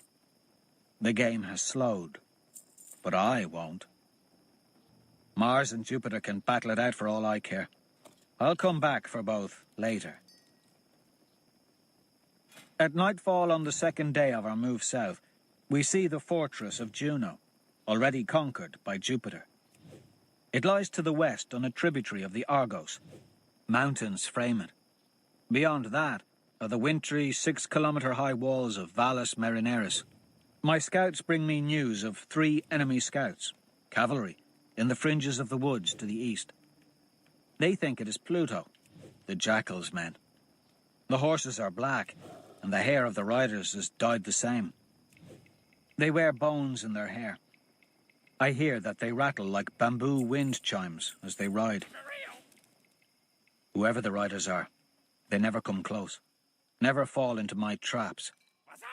A girl is said to lead them. She rides a silver horse draped with a leather mantle sewn with unbleached bones. Apparently the medbots are not so good in the south. Lilith, I think. She and her scouts disappear south as a larger warband appears from the southeast and skirts along the Great Woods. These are now real armies of heavy horse. A single rider comes forward from the larger warband. He carries the archer pennant of Apollo. His hair is long and unbraided, his face hard from the winter winds that roll in from the southern sea. A cut on his forehead nearly claimed both his eyes. Eyes that stare now at me, like 2 burning coals set in a face of hammered bronze. I walk forward to meet him, after telling my army to look as weathered and pathetic as humanly possible. Pax manages poorly. Mustang makes him go to his knees so he looks relatively normal. She stands on his shoulders for comic relief and starts a snowball fight as the emissary comes near. It's a rowdy, foolish affair, and it makes my army look wonderfully vulnerable. I fake a limp, toss away my wolf cloak, fake a shiver, make sure my pathetic Durosteel sword looks more cane than a weapon. Bend my long body as he approaches, and I spare a look back at my playing army. My look of embarrassment is almost split in half with a laugh. I swallow it down. His voice is like steel dragged over rough stone. No humor to him, no recognition that we're all teenagers playing a game and that the real world still flows on outside this valley. In the south, things have happened to make them forget. So when I offer him a self-effacing smile, he does not return it. He is a man, not a boy, I think it is the first time I've seen someone fully transformed. And you are but a ragged remnant from the north. The Apollo Primus, Novas, scoffs. He tries guessing the house we hail from. I've made sure the Ceres standard is the one he sees. His eyes flicker. He wants it for his own glory. He also happily notices that more than half my army of 56 is enslaved. You will not last long in the south. Perhaps you would like shelter from the cold, warm food, and bed. The south is harsh. I can't wager it'll be worse than the north, man, I say. They have raised us, and pulse armor there. Proctors turned their favor from us. They are not there to favor you, weakling, he says. They help those who help themselves. We helped ourselves as best we could, I say meekly. He spits on the ground. Little child, do not whine here. The south does not listen to tears. But the south cannot be worse than the north. I shudder and tell him of the Reaper from the highlands. A monster, a brute, a killer, evil, evil things. He nods when I speak of the Reaper. So, he has heard of me. The Reaper of yours is dead. A shame. I would have liked to test myself against him. He was a demon, I protest. We have our own demons here. A one-eyed monster in the woods, and a worse monster in the mountains to the west. The Jackal. He confides as he continues with his pitch. I would be allowed to join Apollo as a mercenary, not a slave. Never a slave. He would help me defeat the Jackal, then retake the north. We would be allies. He thinks me weak and stupid. I look at my ring. The Proctor of Apollo will know what I say here. I want him to know I am going to ruin his house. If he wants to try to stop me, this is his invitation. No, I say to Novas. My family would shame me. I would be nothing to them if I joined you. No, I'm sorry. I smile inside. We have enough food to march through your lands. If you let us, we will brook no... He slaps me across the face. You are a pixie, he says. Stiffen your quivering lip. You embarrass your colour. He leans toward me over his saddle pommel. You are caught between giants, and you will be crushed. But make a man of yourself before we come for you. I do not fight children. It is then that Mustang throws a snowball at his head. Naturally, her aim is true, and her laugh is loud. Novas does not react. All that moves is his horse beneath him, as it wheels to take him back to his roving warband. I watch the man go, and feel disquiet seep into me. Ride on home, little archer, Tactus calls out. Ride home to your mummy.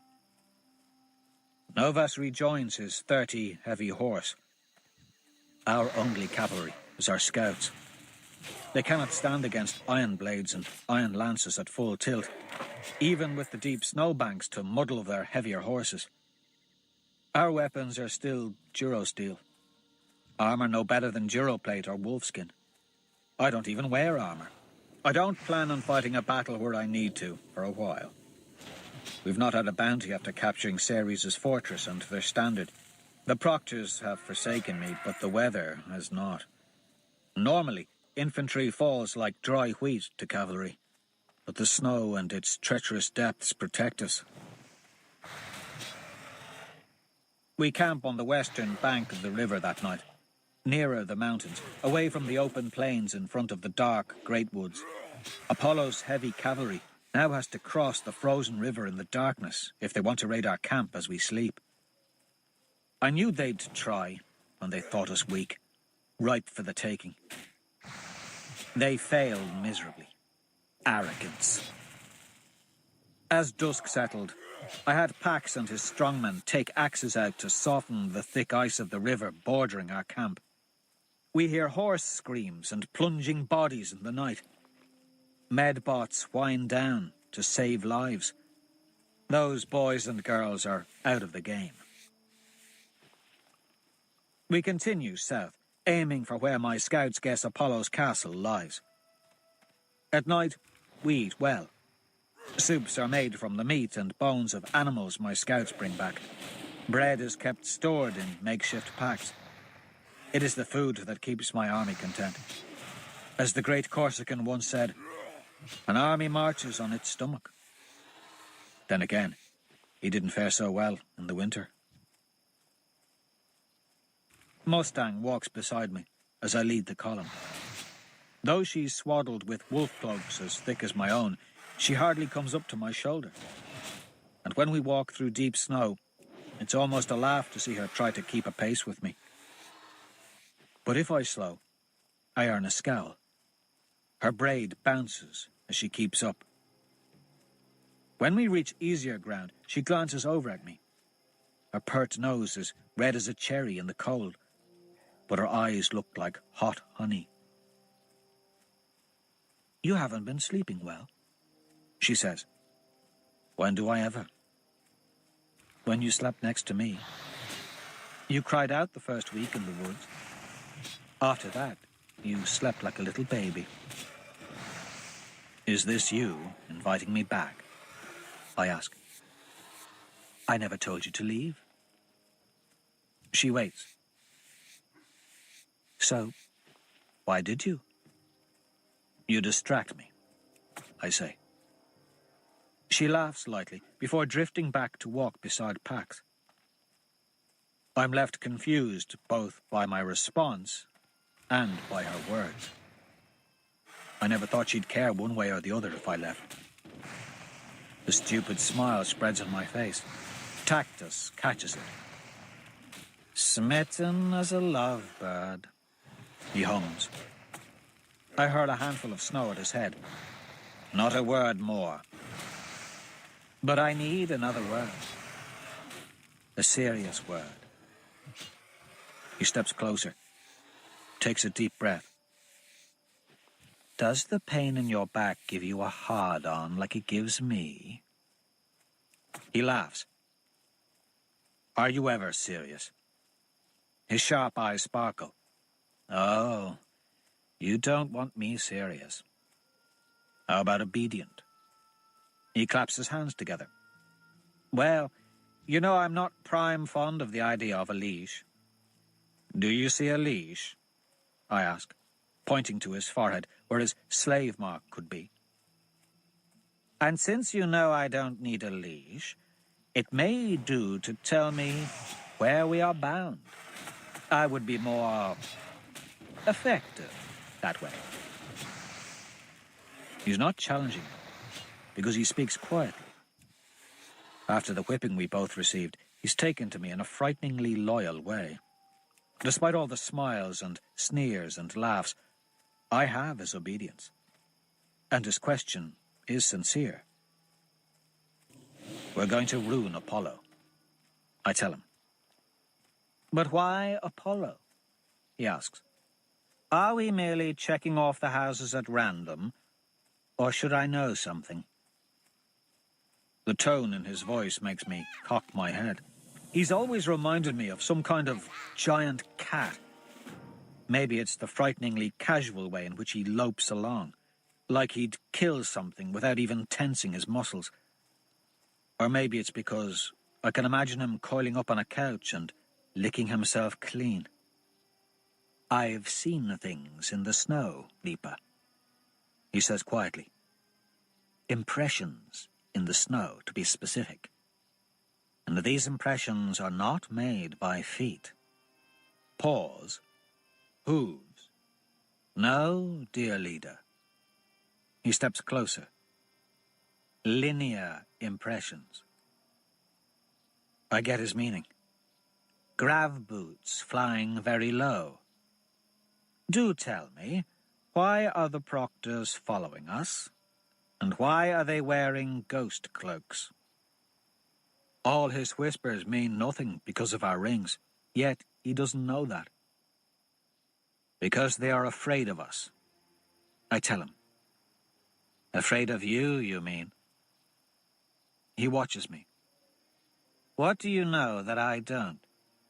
What do you tell Mustang that you don't tell us? You want to know, Tactus? I've not forgotten his crimes, but I take his shoulder and bring him close like he's a brother. I know the power touch can have. Then knock House Apollo off the gory damned map, and I will tell you. His lips curl into a feral smile. A pleasure, good Reaper. We stay away from the open plains and cling to the river as we move farther south, listening to our scouts relay news of enemy holdings over the comms. Apollo seems to control everything. All we see of the Jackal are his small bands of scouts. There's something strange about his soldiers, something that chills the heart. For the 1000th time, I think of my enemy. What makes the faceless boy so frightening? Is he tall, lean, thick, fast, ugly? What gives him his reputation, his name? No one seems to know. The Pluto scouts never come near, despite the temptation we offer them. I have Pax carry the banner of Ceres high, so that every Apollo cavalryman in the surrounding miles can see it glimmer. Each realizes the chance for glory. Parties of cavalry dash into us. Scouts think they can pry our pride away and gain themselves status in their house. They come stupidly in 3s, in 4s, and we ruin them with the Ceres archers, or Minerva's spearmen, or with buried pikes in the snow. Little by little, we gnaw at them as the wolf gnaws at the elk. Always we let them escape, though. I want them angry as hell when I arrive on their doorstep. Slaves like them would slow us down. That night, Pax and Mustang sit with me by a small fire and tell me of their lives outside the school. Pax is a riot when you get him going. A surprisingly energetic talker, with a penchant for complimenting everything in his stories, including the villains. So half the time you don't know who is good and who is bad. He tells us of a time he broke his father's scepter in half, and another time he was mistaken for an obsidian and nearly shipped off to the Agoge, where they train in space combat. "I notion you could say I've always dreamt of being an obsidian," he rumbles. When he was a boy, he would sneak from his family's summer manor in New Zealand, Earth, and join the Obsidians as they performed the Nagoge, the nightly necessity of their training, in which they looted and stole in order to supplement the paltry diet they were given at the Agoge. He would scrap and fight with them for morsels of food. He says he would always win. That is, until he met Helga. Mustang and I lock eyes and try not to burst out with laughs as he waxes grandiloquent on Helga's ample proportions, her thick fists, her ample thighs. Theirs was a large love, I tell Mustang. A love to shake the earth, she replies. I'm woken the next morning by Tactus. His eyes are cold as the dawns freeze. Our horses have decided to run away. All of them. He guides us to the Ceres boys and girls who were watching the horses. None of them saw a thing. One minute the horses were there, the next they were gone. Poor horses must be confused, Pax says sorrowfully. It was stormy last night. Perhaps they ran for safety to the woods. Mustang hauls up the ropes that held the horses during the night, pulled in half. Stronger than they looked, she says dubiously. Tacked us? I nod my head to the scene. He looks over at Pax and Mustang before answering. There are foot tracks. But why waste my breath? He shrugs. You know what I'm going to say. Proctors pulled the ropes apart. I do not tell my army what happened, but rumor spreads quickly when people huddle together for warmth. Mustang does not ask questions even though she knows I'm not telling her something. After all, I did not simply find the medicine I gave her in the North Woods. I try to look at this newest kink as a test. When the rebellion begins, things like this will happen. How do I react? Breathe the anger out. Breathe it out and move. Easier said than done for me. We move to the woods to the east. Without horses, we've no more play to make in the plains near the river. My scouts tell me the castle of Apollo is near. How will I take it without horses? Without any element of speed? As night falls, another kink reveals itself. The soup pots we brought from Ceres to cook over our fires are cracked through. All of them. And the bread which we kept so securely wrapped in paper in our packs is full of weevils. They crunch like juicy seeds as I eat a supper of bread. To the drafters it will look an unfortunate turn of events. But I know it is something more. The proctors warn me to turn back. Why did Cassius betray you? Mustang asks me that night as we sleep in a hollow beneath a snowdrift. Our Diana sentries watch the camp's perimeter from the trees. Don't lie to me. I betrayed him, actually. I say. It was his brother that I had to kill in the passage.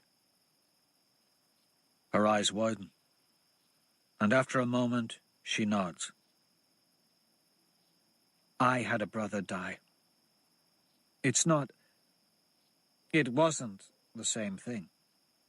But a death like that, it changes things. Did it change you? No, she says, as though she just realized it. But it changed my family, made them into people I don't recognize sometimes. That's life, I suppose. She pulls back suddenly. Why did you tell Cassius that you killed his brother? Are you that mad, Reaper? I didn't tell him slag. The proctors did it through the jackal. Gave him a hollow cube. I see. Her eyes go cold. So they are cheating for the Arch-Governor's son. I leave her and the warmth of the fire to piss in the woods. The air is cold and crisp. Owls hoot in the branches, making me feel watched in the night. Darrow, Mustang says from the darkness. I wheel about. Mustang, did you follow me? Darrow, not Reaper. Something is amiss. Something in the way she says my name, that she says my name at all. It is like seeing a cat bark, but I can't see her in the darkness. I thought I saw something, she says, still in shadow, voice emanating from the deeper woods. It's just over here. It'll blow your mind. I follow the sound of her voice. Mustang, don't leave the camp. Mustang. We've already left it, darling. Around me the trees stretch ominously upward. Their branches reach for me. The woods are silent. Dark. This is a trap. It is not Mustang. The proctors? The jackal? Someone watches me. When something watches you, and you don't know where it is, there's only one sensible thing to do. Change the bloody damn paradigm. Try to even the playing field. Make it have to look for you. I break into movement. I sprint back toward my army. Then I dash behind a tree, scramble up it, and wait. Watching. Knives out. Ready to throw. Cloak curled about me. Silence. Then the snapping of twigs. Something moves through the woods. Something huge. "Pax!" I call down. No response. Then I feel a strong hand touch my shoulder. The branch I crouch in sinks with the new weight as a man deactivates his ghost cloak and appears from thin air. I've seen him before. His curly blonde hair is cut tight to his head and frames his dusky, godlike face. His chin is carved from marble and his eyes twinkle evilly, bright as his armour. Proctor Apollo. The huge thing moves again below us. "Darrow, Darrow, Darrow." He clucks over at me in Mustang's voice. "You are a favourite puppet, but you're not dancing as you ought. Will you reform and go north?" I refuse. "No matter." He shoves me off the branch, hard. I hit another on the way down, fall into the snow. I smell dander. Fur. And then the beast roars.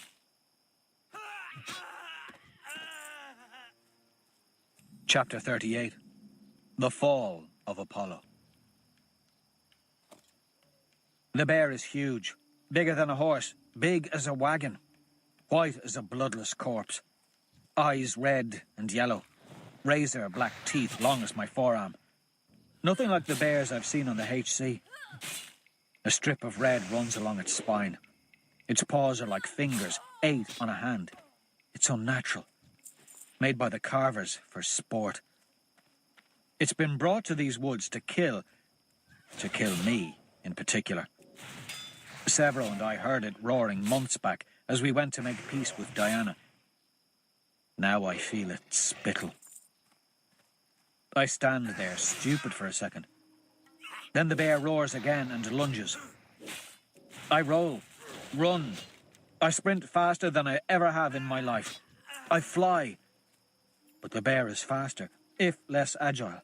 The woods shudder as it crashes through brush and trees. I run beside a massive god tree and dive through bramble.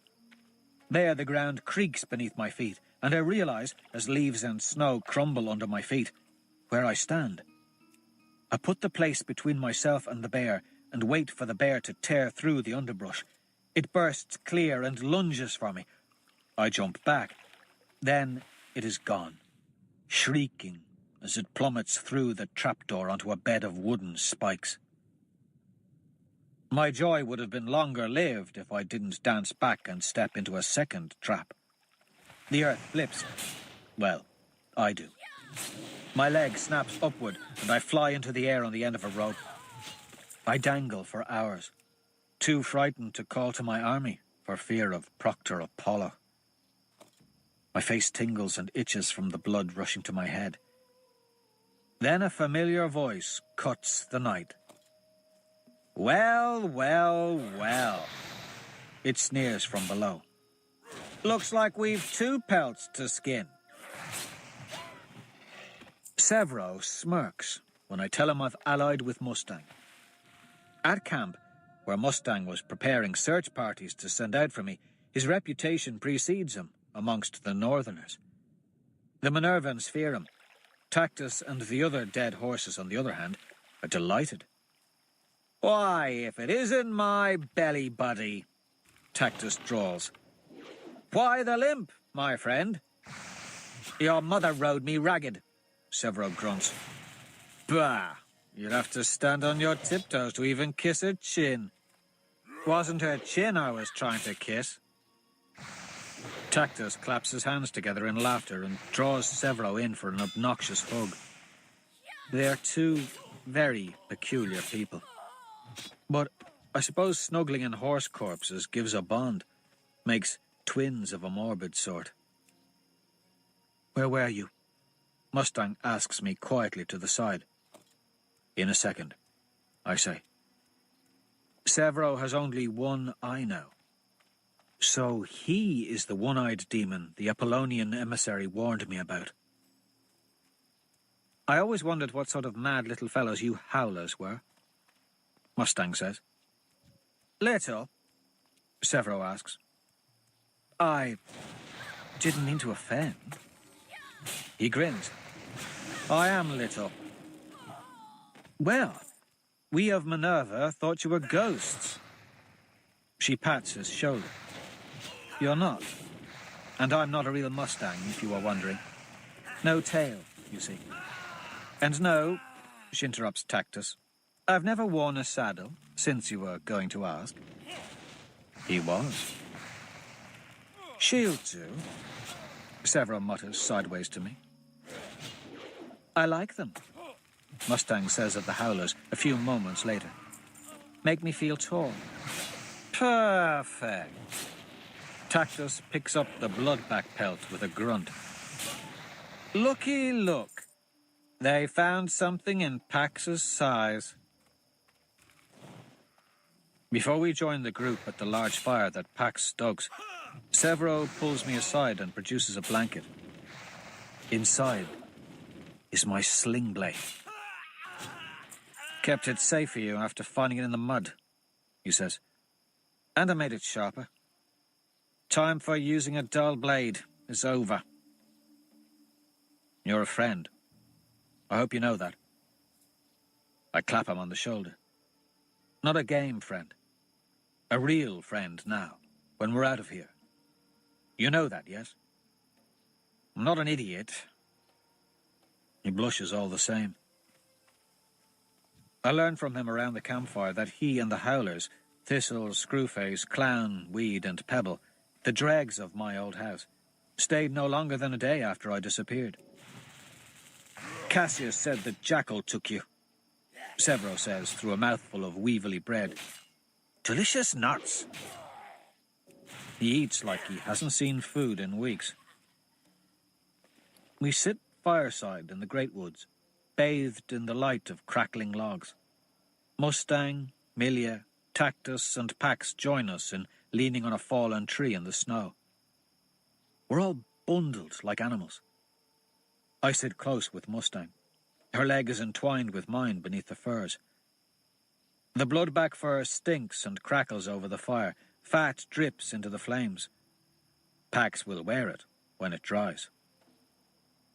Severo sought the jackal after Cassius fed him the lie. My small friend doesn't get into details. He hates details. He just taps his empty eye socket and says, The jackal owes me. You saw him then? I ask. It was dark. I saw his knife. Didn't even hear his voice. I had to jump off the mountain. It was a long fall back to the rest of the pack. He says it so plainly. Yet, I did notice his limp. We couldn't stay in the mountains. His men, everywhere. But we took some of the mountains with us, Thistle says.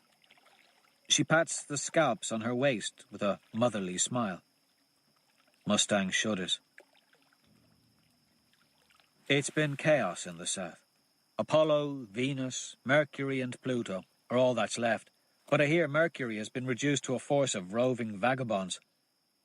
A pity. I was fond of their proctor. He almost chose me in the draft. Would have, if he could have. Wonder how things would have gone then. Severo, with that leg, how fast can you run? Say, 2 kilometers? I ask. The others are puzzled by the question, but Severo just shrugs. Doesn't slow me. 1.5 in this low graph. I make a note to tell him my idea later. We have more important things to discuss, Reaper. Tactus smiles. Now, I heard you were dangling upside down in the woods from this one here's trap. He pats little Thistle on her thigh. She smiles as he lets his hand linger. It's the scalp collection that draws his affection. You didn't think you'd sneak out of telling the tale, did you? It's not so funny a thing as he might suspect. I finger my ring. Telling them would be signing their death warrants. Apollo and Jupiter listen to me now. I look at Mustang and feel hollow. I'll risk losing her just to win their rigged game. If I were a good person, I would keep the ring on. I would hold my tongue. But there are plans to make, gods to undo. I take my ring off and set it on the snow. Let us, for one moment, pretend we are not from different houses, I say. Let's all of us talk as friends, ringless. Without horses, without mobility, I have no advantage over my enemy in the surrounding lands. Another lesson to be learned.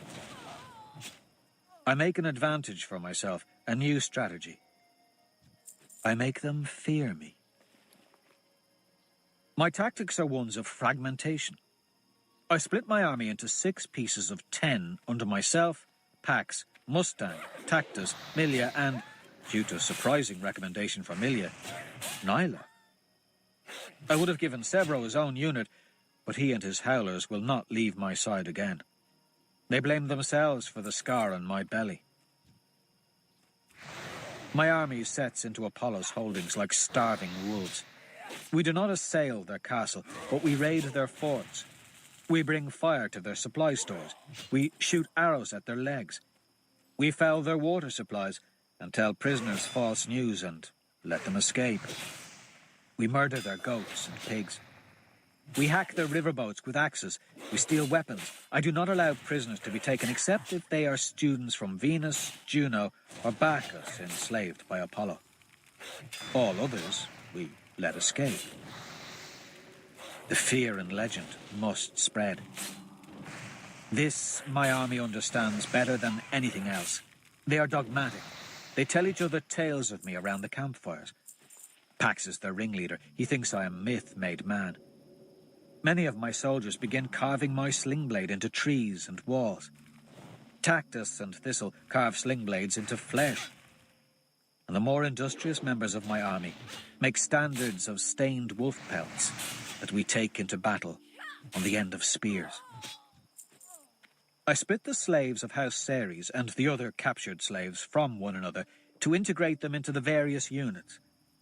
I know their allegiances are shifting, bit by bit. They begin to refer to themselves not as Ceres or Minerva or Diana, but by their unit name. I place 4 Ceres soldiers, the smallest, with Severo in the Howlers. I do not know if the bakers will make for elite warriors as Mars's dregs did, but if anyone can carve off their baby fat, it's Severo. Fear gnaws at Apollo for a week. Our ranks swell. Theirs diminish. Freed slaves tell us of the terror in the castle, the worry that I will appear from the shadows with my bloody wolf cloaks to burn and maim. I do not fear House Apollo. They are lumbering fools who cannot adjust to my tactics. What I fear is the proctors and the jackal. To me, they are one and the same. After Apollo's failed attempt on my life, I fear they will be more direct. When will I wake with a razor in my spine? This is their game. At any time, I could die. I must destroy House Apollo now. Get Proctor Apollo out of the game before it is too late. My lieutenants and I sit around our fire in the woods to discuss the tactics of the next day. We are less than 2 miles from House Apollo's castle, but they dare not attack us. We are in the deep woods. They huddle in fear of us. We also don't attack them. I know Proctor Apollo would ruin even the cleverest of night assaults. Before we can begin, Nyla asks about the jackal. Severo's voice is quiet as he tells her what he learned in the mountains. It grows louder as he realizes we are all listening. His castle is somewhere in the low mountains. Subterranean, not on the high peaks. Just near Vulcan. Vulcan got off to a prime start. Fast-like. They blitzed Pluto on the 3rd day. Fished turds. Pluto wasn't ready. So the Jackal took control and had them retreat into their deep tunnels. Vulcan came howling in with advanced weapons from their forges. It was all going to be over. The Jackal would have been a slave from the first week on. So, he collapsed the tunnel. No plan, no way out, in order to preserve his chance to win the game. Killed 10 of his own house. Tons of hydrants. Medbots couldn't save anyone. Stranded 40 of the rest in the dark caves. Plenty of water. No food. They were there for nearly a month before they dug their way out. He smiles, and I remember why Fitchner called him Goblin. Guess what they ate? If a jackal is caught in a trap, it'll chew off its own leg. Who told me that? The fire crackles between us. I would have expected Mustang to shift uncomfortably, but instead, what I see from her is anger as the details are relayed. Pure anger. Her jaw flexes, and her face loses a shade. I grip her hand beneath the blanket, but it does not grip back. How did you find all that out? Pax rumbles. Severo taps one of his curved knives with a fingernail, allowing a soft ding into the night air. It echoes into the woods, bouncing off trees and returning to our ears like a lost phrase. Then I can hear nothing from the woods. Nothing beyond the fire. My heart leaps into my throat, and I catch Severo's eye. He'll have to find Tactus. A jam field envelops us. "Hello, children," a voice says from the darkness. "Such a bright fire is dangerous at night, and you're like little puppies, all snuggled together. No, don't get up." His voice is melodious, frivolous, eerie to hear after so many months of hardship. No one's voice sounds like that. He strolls in lightly and plops down beside Pax. Apollo. This time he brought no bear, only a grand spear that drips purple sparks along its business end.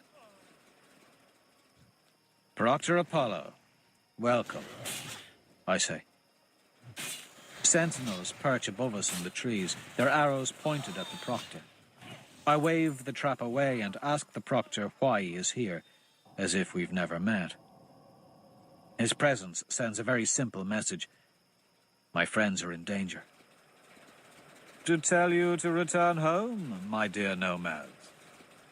He opens up a flagon of wine and passes it around. No one drinks, except Severo. He holds on to the flagon. "Proctors aren't supposed to interfere with things. It's in the rules," Pax says in confusion. "By what right do you come here? This is dirty play." Mustang seconds his question. The Oriot sighs, but before he can say anything, Severo stands and belches. He begins walking off. "Where are you going?" Apollo snaps. "Don't walk away from me." "Going to piss. Drank all your wine. Rather I piss here." He cocks his head and touches his small stomach. "Maybe shit, too." Apollo wrinkles his nose and looks back to us, dismissing Severo. "Influencing is hardly dirty play, my giant friend," he explains. "I merely care for your well-being. I am here, after all, to guide you in your studies. It would be best for you all to return to the north. That is all. Better strategy, let's say. Finish your battle there. Consolidate your power. Then expand out. It is the rules of war. Do not expose yourself when weak. Do not push your enemy to fight when you are inferior. You have no cavalry. no shelter, meager weapons. You are not learning as you ought. His grin is welcoming. It slashes through his beautiful face like a crescent moon as he twirls the rings on his finger, waiting for our response. It is kind of you to consider our well-being, Mustang replies in mocking high lingo. I do say, very kind. Warms my bones, paying special attention, no less, to the fact that you're from another house. But tell me, does my proctor know you are here? Does Mars's? She nods over to silent Milia. Does Juno's? Are you doing a naughty, good sir? If you're not, then why the jam field? Or do others watch? Apollo's eyes harden, though his smile remains. To be quite frank, your proctors don't know what you children are playing at. You had your chance, Virginia. You lost. Don't allow yourself to be bitter. Darrow here beat you fair and sound.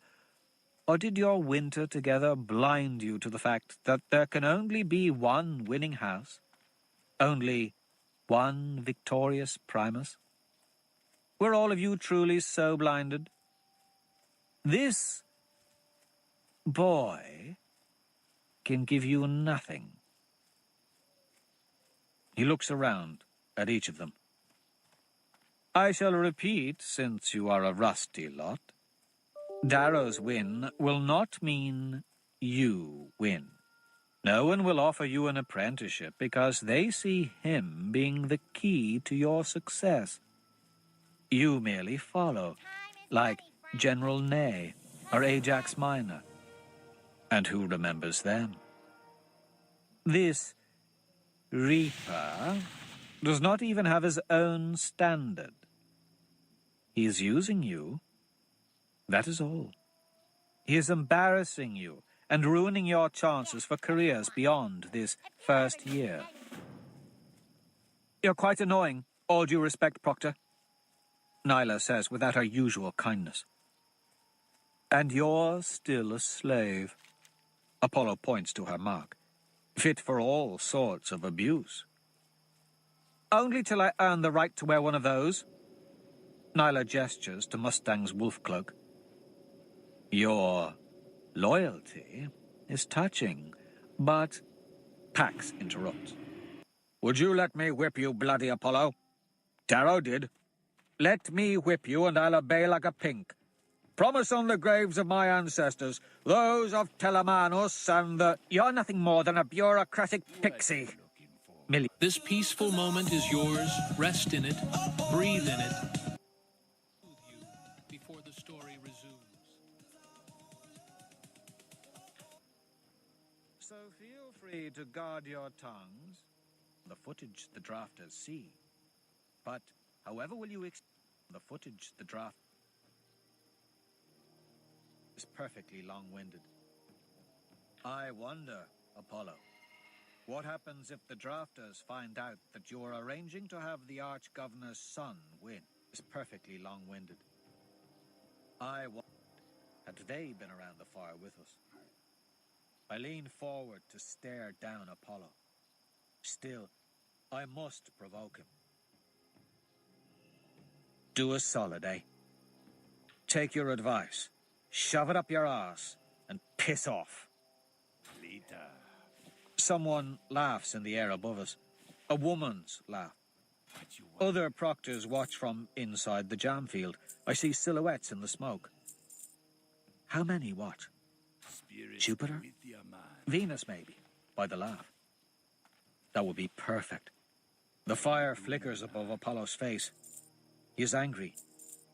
Here is the logic I know. The winter could get colder, children. When it gets cold outside, things die. Like wolves, like bears, like mustangs. I have a reply, and it is perfectly long-winded. I wonder, Apollo, what happens if the drafters find out that you're arranging to have the Arch-Governor's son win?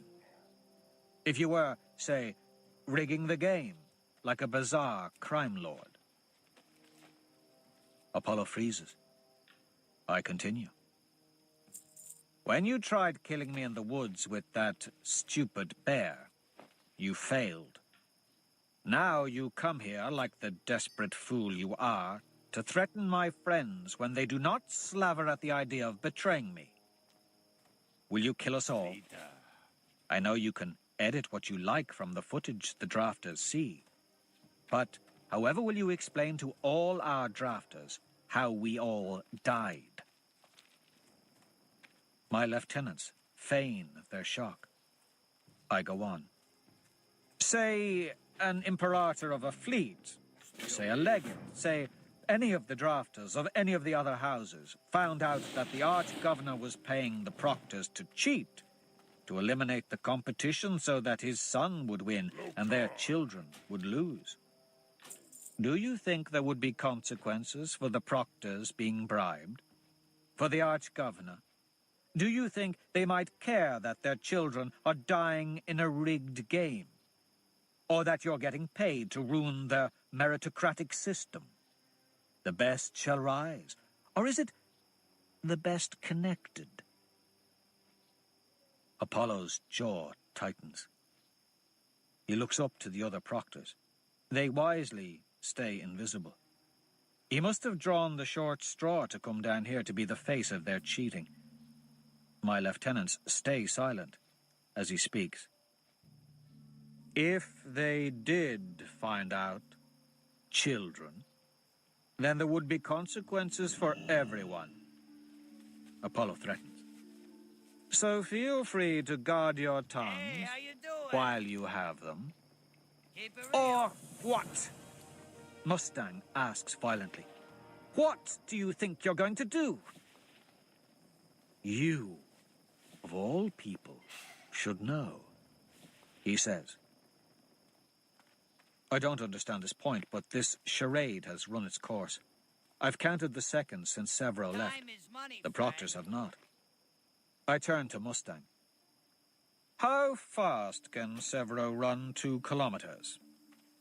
A minute and a half in this gravity, I do believe. Though he's a little liar, so likely faster. And how far is Apollo's castle? Oh, I'd say 3 kilometers, maybe a little more. Apollo jumps to his feet, looking around for Severo. Splendid, I say. Say, Mustang, do you know what I like most about jam fields? That no sound can get out? No, that no sound can get in. Apollo disengages the jam field, and we hear the howls. They come from the distance, 2 miles away. From ramparts. From Apollo's castle. Medbots wail toward the cries, streaking across the distant sky. Venus! Why are you not watching them? You stupid... Yo! Apollo snarls at the empty air. The little one took off his ring. An invisible woman cries. They all took off their rings. I can't see anything without their rings on, and not in a jam field. Be good. But they're all back on by now, I say. So pull up your data pad and tell me what you see. You little... Apollo's hands clench. I flinch back. Mustang steps between us, as does Pax. Uh-oh. Pax booms, thumping his huge axe against his chest. The armor beneath his wolf cloak thumps rhythmically. Uh-oh. Snow flies as Apollo soars out of the woods, the other proctors on his heels. They will be too late. Edit all they like. Interfere all they like. The battle for House Apollo has begun, and Severo and Tactus have claimed the ramparts. My lieutenants and I arrive at the battle in time to see Tactus climbing the highest tower, a knife in his teeth. There, standing on the edge of the 100-meter parapet, like some careless Greek champion, he pulls down his pants and pisses on the banner of House Apollo. He's crawled through shit to earn that banner. The slaves we captured throughout the week told us of the castle's weaknesses, large latrine holes, and so Tactus, Severo, and the Howlers exploited them in dreadfully efficient time. House Apollo's soldiers woke to demons covered in dung. Oh, how terribly my conquering soldiers smell as they open the gates for me. Inside, it's a mass of chaos. The castle is tall, white, ornate. Its plaza stands round and has 6 grand doorways that lead to 6 grand spiralling towers. Sheep and cows crowd makeshift pens on the far side of the plaza. Apollo guards have retreated there. More of their allies stream from the tower doorways behind them. My men are outnumbered 3 to 1, but mine are freemen, not slaves. They will fight better. Yet, it is not numbers that threatens to turn the tide against my invading army. It's the Apollo Primus, Novus. The proctor gave him his own pulse weapon, a spear that glimmers with purple sparks. Its tip touches one of the dead horses from Diana, and the girl flips 10 feet backward like a broken toy convulsing on the ground as its gears fall off their tracks. I gather my forces near the gatehouse just inside the plaza. Many are still in the towers, like Tactus. I've got Pax, Milia, Nyla, Mustang, and 30 others at my back. The enemy Primus marshals his own forces. His weapon alone could ruin us. Mustang, ready with that standard? I ask. I feel her hand on the small of my back, just beneath my breastplate. I wear no helm. My hair is bound by leather. My face is dark with soot. My right hand carries my sling blade, the left a shortened stun pike. Nyla carries the standard of Ceres. Pax, we're the scythe. Girls, you're the pickers. My men in the towers howl as they sprint and jump down from their perches to join the battle, streaming into the plaza from all angles. Their stained wolf cloaks reek. The cobblestones between my band and Apollo's lie thick with ankle-high drifts of snow. Proctors glint in the air above, waiting for the pulse spear to make short work of my army. Take their Primus, Mustang whispers in my ear. She points to the tall, hard boy and smacks my butt. Claim him. 20 meters and stop, Pax. He nods at my command. The Primus is mine! I roar to my army and to theirs. Novus, you gory whore! You are mine, you piss-eating snail, you foul piece of shit! As the tall, mad invader with the sling blade screams at their Primus, Apollo's forces shirk instinctively away. Enslave the rest! I howl. Then Pax and I charge. The rest stream after, trying to catch my heels. I let Pax overtake me. He's screaming with his war axe and charging at Novas and his band of bodyguards, heavily armoured boys and girls with crimson handprints on their helmets. They lead the charge of the enemy host, going straight at Pax, lowering their spears to stop his mad charge. These are the tall sort, the dashing killers who have long since grown too arrogant to understand they are in danger or to feel fear as they make plans to meet Pax in arms. Then Pax stops. And without breaking stride, I jump so his hand catches my foot. I push off and he launches me 10 meters forward into the air. I'm howling the entire way like a thing torn from bloody damn nightmares until I smash into the bodyguards. 3 go down. A random spear catches my stomach and scrapes along my ribs, spinning me just as a trident pierces the air where my head had been. I gain my feet, swing horizontally, sweeping legs. I spin away from a thrust and hack down diagonally as I come from my spin, shattering someone tall at the collarbone. Another spear comes at me. I slap it to the side and run along its length, jumping to bury my knee into the face of an Apollo high draft. He falls back, taking me with him, my knee stuck in his helmet's visor. I slash madly as I go from the high vantage, stunning 3 other high drafts with looping blows till I teeter down to the ground. We hit the snow. The high draft's nose is broken and he's unconscious, but my knee is numb and bloody from the impact as I jerk it out of his helmet. I roll away, expecting spears to fillet me. They don't. I shatter the head of the Apollo army in one mad charge. Pax and my army sweep in like an iron curtain till I'm left with Novas in the center of the chaos. He's tall and strong. A sweeping arc from his spear shatters a howler's shield. He blasts Milia backwards and catches Pax in the arm with the spear, knocking him to the ground like a toy. I'm taller and stronger. "Novas, you little girl," I shout. "You snivelling pink." His eyes flash when he sees me coming. The battle takes a collective breath as he wheels toward me like an elk turning on the leader of a wolf pack. We stalk toward one another. He lunges first. I dodge and spin along the length of the spear till I'm behind him. Then, with one massive swing, like I'm hacking down a tree with my sling blade, I break his leg and take his spear. He moans like a child. I sit on his chest, smug with the satisfaction that I did not moan like this when my legs were broken and rewoven in Mickey's carve shop. I make a show of yawning, despite the chaos swirling around me. Mustang takes the reins of battle. Only one member of House Apollo escapes. A girl. A fast girl, but an unimportant member of their house. Somehow, she jumps from the highest tower and simply floats down to the ground with her house's standard. Almost like magic. But I see the distortion around her. Proctor Apollo preserves his position in the game. The girl finds a horse and rides away from my horseless army. Pax hurls a spear at her from a distance. His aim is true and would have pinned the horse to the turf through the neck. But a freakish wind miraculously knocks the spear wide.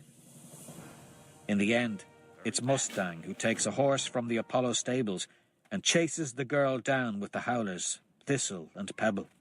She brings her back, bent over her own horse's neck, spanking her butt with the standard as they gallop back.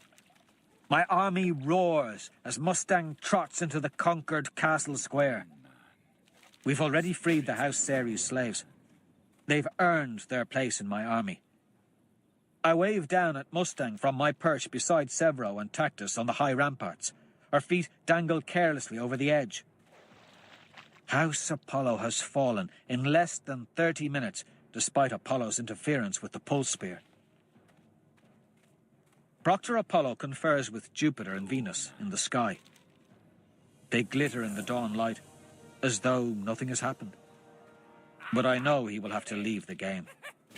The standard and the castle are taken. He cannot hurt me any longer. "You're through," I taunt Apollo. "Your house has fallen." My army roars once more. I bask in the sound and the winter air as the sun peeks over the western lip of the Vallis Marineris. Most of those voices would be slaves. Instead, they follow willingly. Soon, even those of House Apollo will follow me. I laugh wildly. The fire of victory is hot in my veins. We have beaten one proctor, but Jupiter can still hurt us.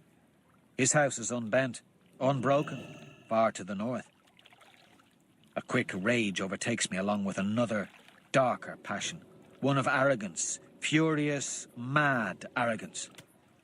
I grab the pulse spear, cock my arm, and hurl the weapon as hard as I can at the gathered proctors. My army watches this act of impudence. The three proctors scatter after the pulse spear goes through their shielding. They turn to look at me. Fire glitters in their eyes. But the passion in me was not quenched by a mere spear throw. I hate these scheming fools. I will ruin them. "Jupiter! You are next! You are next, you piece of dog shit!" Then Pax bellows my name. And then Tactus's voice echoes it. Then Nyla from a far tower. And soon 100 voices chanted throughout the conquered castle, from the courtyard to the high parapets and towers. They beat their swords and spears and shields. and then they throw them at the proctors. 100 missiles thump harmlessly into pulse shields, and many of my army must scatter so they are not impaled by the falling weapons. But it is a sweet sight, a sweet sound of metal rain on cobbled stone. And again, they take up my name. They chant and chant the name of the Reaper at the proctors, because they know whom we now fight.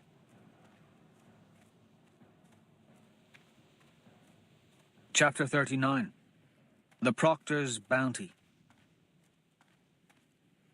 My army sleeps well into the morning. I have no need of rest, though I keep company with Severo and half a dozen others on the ramparts. They stand close, as though any space might present the proctors an opportunity to kill me. Severo has freed 5 Mercury students from the Apollo slave groups. They cluster around him on the ramparts, playing games of speed, slapping each other's knuckles to see who can move the fastest. I don't play, because I win too easily. Best to let the children have their fun. After the taking of the castle, even though Severo and Tactus did the heavy lifting, my boys and girls think that makes me some sort of marvel. Mustang told me it is a rare thing. It's as if they think you're something out of time. I don't understand. Like you're one of the old conquerors. The ancient Gauls who usurped Earth, destroyed her fleets and all that. They use it as an excuse not to compete with you. Because how could a Festus compete with Alexander? Or Antonius with Caesar? My inside's not. This is but a game, and they love me this much. When the rebellion comes, these boys and girls will be my enemies, and I will replace them with Reds. How fanatical, then, will those Reds be? And will that fanaticism matter a lick if they have to stand against creatures like Severo, like Tactus, like Pax and Mustang? I watch Mustang slink toward me along the rampart. She limps ever so slightly from a sprained ankle, yet she's all grace. Her hair is a nest of twigs. Circles ring her eyes.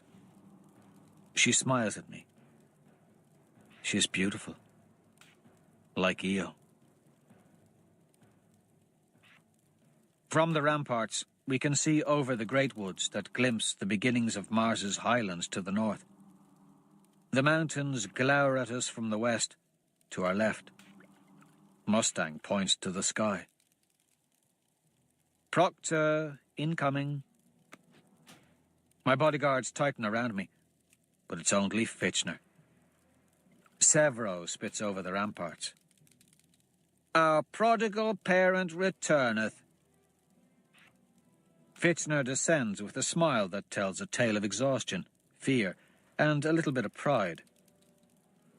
May we talk? He asks me, looking about at my scowling friends.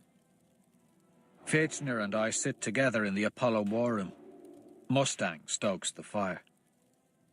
Fitchner eyes her skeptically, disliking her presence. He has an opinion on most things, like someone else I know. You've made such a mess of things, lad. Let's agree that you won't call me lad, I say. He nods. There's no gum in his mouth. He doesn't know how to say what he wants to tell me. It's the worry in his eyes that cues me in. Apollo has not left Olympus, I say. He stiffens, surprised at my guess. Correct. He's still there. And what does that mean, Fitchner? Mustang comes to sit beside me. Just that, Fitchner answers, looking at me. He has not left Olympus like he ought. It's all a mess. Apollo was getting a juicy appointment if the Jackal won. Same with Jupiter and some of the others. There was talk of one of the Praetor night positions opening up on Luna. And now that choice is slipping away. Mustang says. She glances over at me with a smirk. Because of a boy. Yes. I laugh. The jam field makes the sound echo. So, what is to be done? You still want to win, yes? Fitchner asks. Yes. And that is the point of all this? He asks me, though it's clear there's something else in his head. You'll get an apprenticeship, no matter. I lean forward and tap my finger on the table. The point is to show them that they can't gory well cheat in their own game. That the Arch-Governor can't just say his son is best and should beat me just because he was born lucky. This is about merit. No, Fitchner says, leaning forward. It's about politics. He glances at Mustang. Will you send her away already? Mustang stays. Mustang, he mocks. So, Mustang, what do you think about the Arch-Governor cheating for his son? Mustang shrugs. Kill or be killed. Cheat or be cheated. Those are the rules I've seen Oriots follow, especially Peerless Guard. Cheat or be cheated. Fitchner taps his upper lip. Interesting. You should know about the cheating part, she says. You need to let Darrow and me have a word, Mustang. She stays. It's okay, she mutters cryptically. She squeezes my shoulder as she leaves. I'm bored of your proctor anyway. When Mustang is gone, Fitchner stares at me. He reaches to his pocket, hesitates, then pulls something out. A small box. He tosses it on the table and gestures for me to open it. Somehow I know what is inside. Well, you bastards do owe me a few bounties. I laugh bitterly as I slip Dancer's knife ring onto my finger. I flex the joint, and a blade pops out, extending along the top of the finger 8 inches. I flex the joint again, and it slithers home. The Obsidians took it from you before you went through the passage, yes? I was told it was your father's. Someone told you that? I pick at the war room table with the blade. How very inaccurate of them. You don't need to be snide, lad. My eyes flick up to look into Fitchner's. You came here to win an apprenticeship. You've done that. If you keep pushing the proctors, they will kill you. I seem to remember us already having this conversation. Darrow, there is no slagging point to what you are doing. It is reckless. No point, I echo. If you beat the Arch-Governor's boy, then what? What does that achieve? Everything, I snap. I shudder with anger and stare at the fire till my voice finds control again. It proves I am the best gold in this school. It shows that I can do whatever they can. Why should I even speak to you, Fitchner? I've done all this without your help. I don't need you. Apollo tried to kill me and you did nothing. Nothing. So what exactly do I owe you? Maybe this? I let the blade slither out. Darrow. Fitchner. I roll my eyes. He slaps the table. Don't talk to me like I'm a fool. Look at me. Look at me, you condescending little twit. I look at him. His stomach paunch has grown. His face is haggard for a gold. His hair yellow and slicked back. He's never been handsome. Less now than ever. Look at me, Darrow. Everything I have, I've had to fight for. I was not born to an Arch-Governor's household. This is as far as I could ever go. Yet I should go much further. My son should go further, but he can't, and he won't. He'll die if he tries. Everyone has a limit, Darrow. A limit they can't skip past. Yours is higher than mine, but it's not as high as you'd gory well like. If you go past it, they'll knock you down. He stares away, as if ashamed, glowering at the fire. His son. It's in their colouring, in the face, in the disposition and the way they speak to one another. I'm a fool for not saying it out loud sooner. You're Sevro's father, I say. He does not respond for some time. When he does, his voice is pleading. You make him think he can climb higher than he can. You'll kill him, boyo. And you'll kill yourself. Then help us, I urge him. Give me something I can use against Apollo. Or better, fight them with me.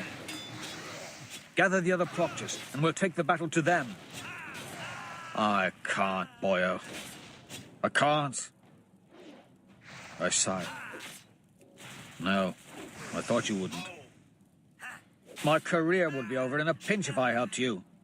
All I've slaved for, all the many things would be risked. For what?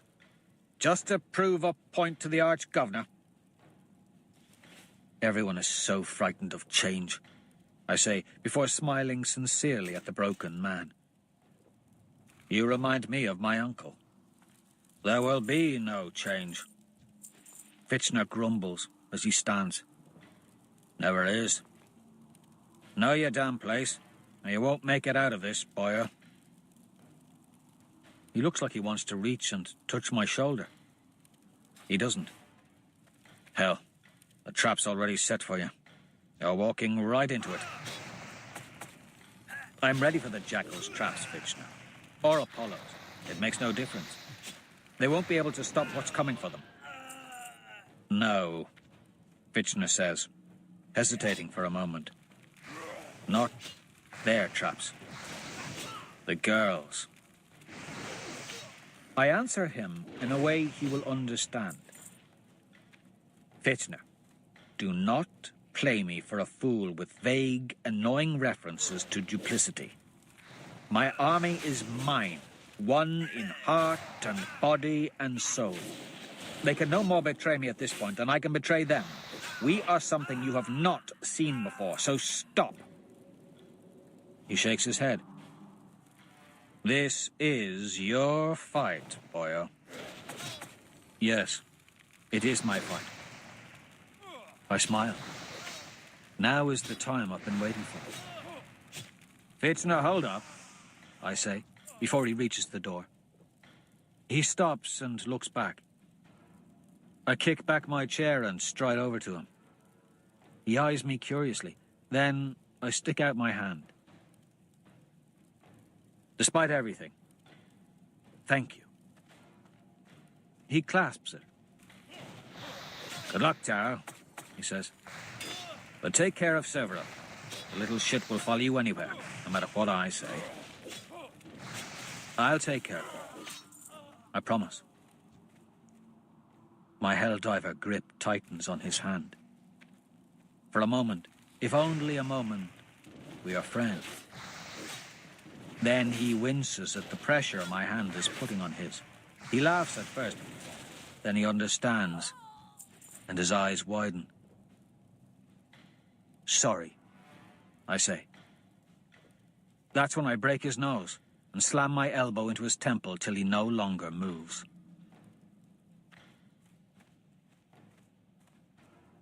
Chapter 40. Paradigm. Fitchner left, she asks me. Through the window, I say. I watch Mustang across Apollo's white war room table.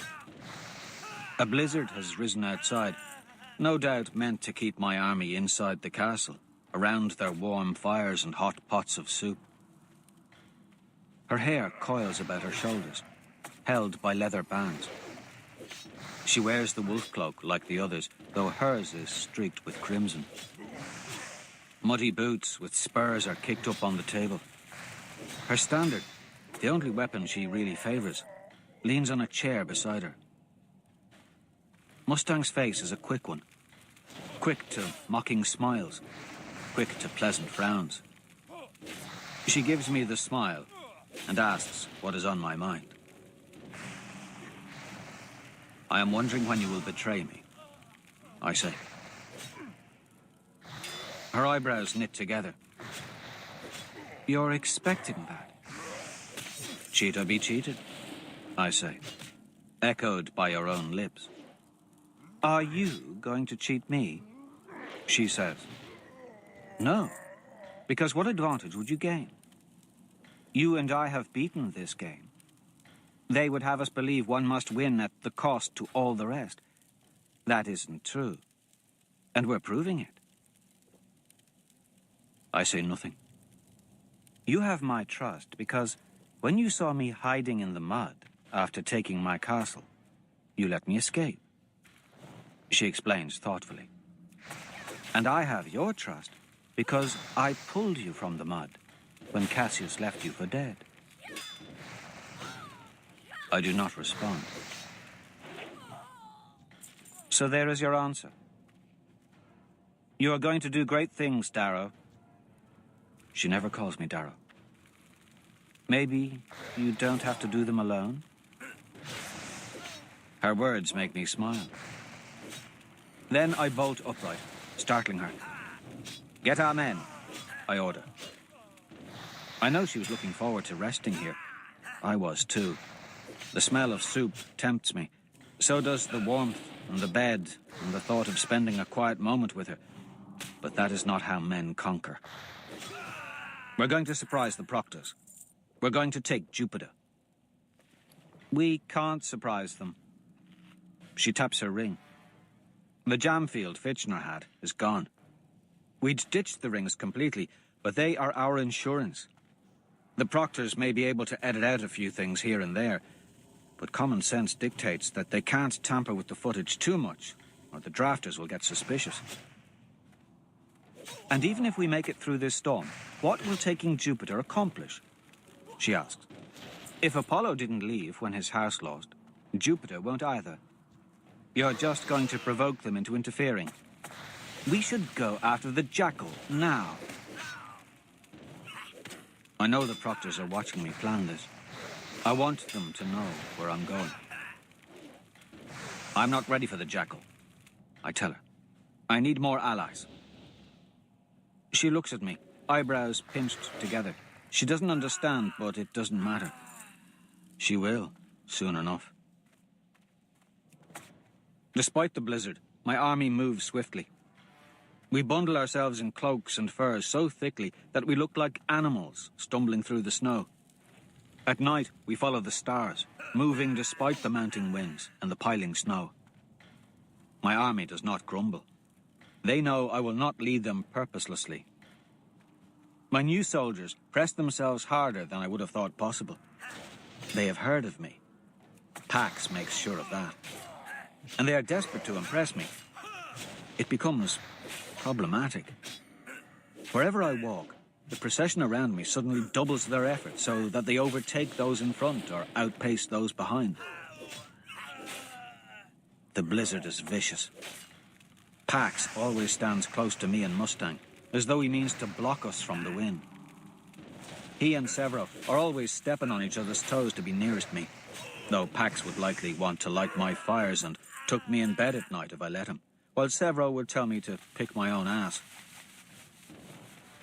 I see his father in him every time I look at him now. He seems weaker now that I know his family. There's no reason that should be the case. I guess I just supposed he really did spring from the loins of a she-wolf. Eventually the snows cease, and spring comes fast and hard, which confirms my suspicions. The Proctors are playing games. The Howlers make sure all eyes are to the sky in case Proctors decide to harass us as we make our way. None do. Tactus keeps an eye out for their tracks, but it is quiet. We see no enemy scouts, hear no war trumpets in the distance, see no smoke rising except to the north, in Mars's highlands. We raid provision stores in burnt and broken castles as we push toward Jupiter. There are jugs from Bacchus's castle that Severo was disappointed to discover full of grape juice instead of wine, salted beef from Juno's deep cellars, moulding cheeses, fish wrapped in leaves. The bags of the ever-present smoked horse meat. They keep us full as we march. In 4 rugged days, I have reached and besieged Jupiter's triple-walled castle in the low mountain passes.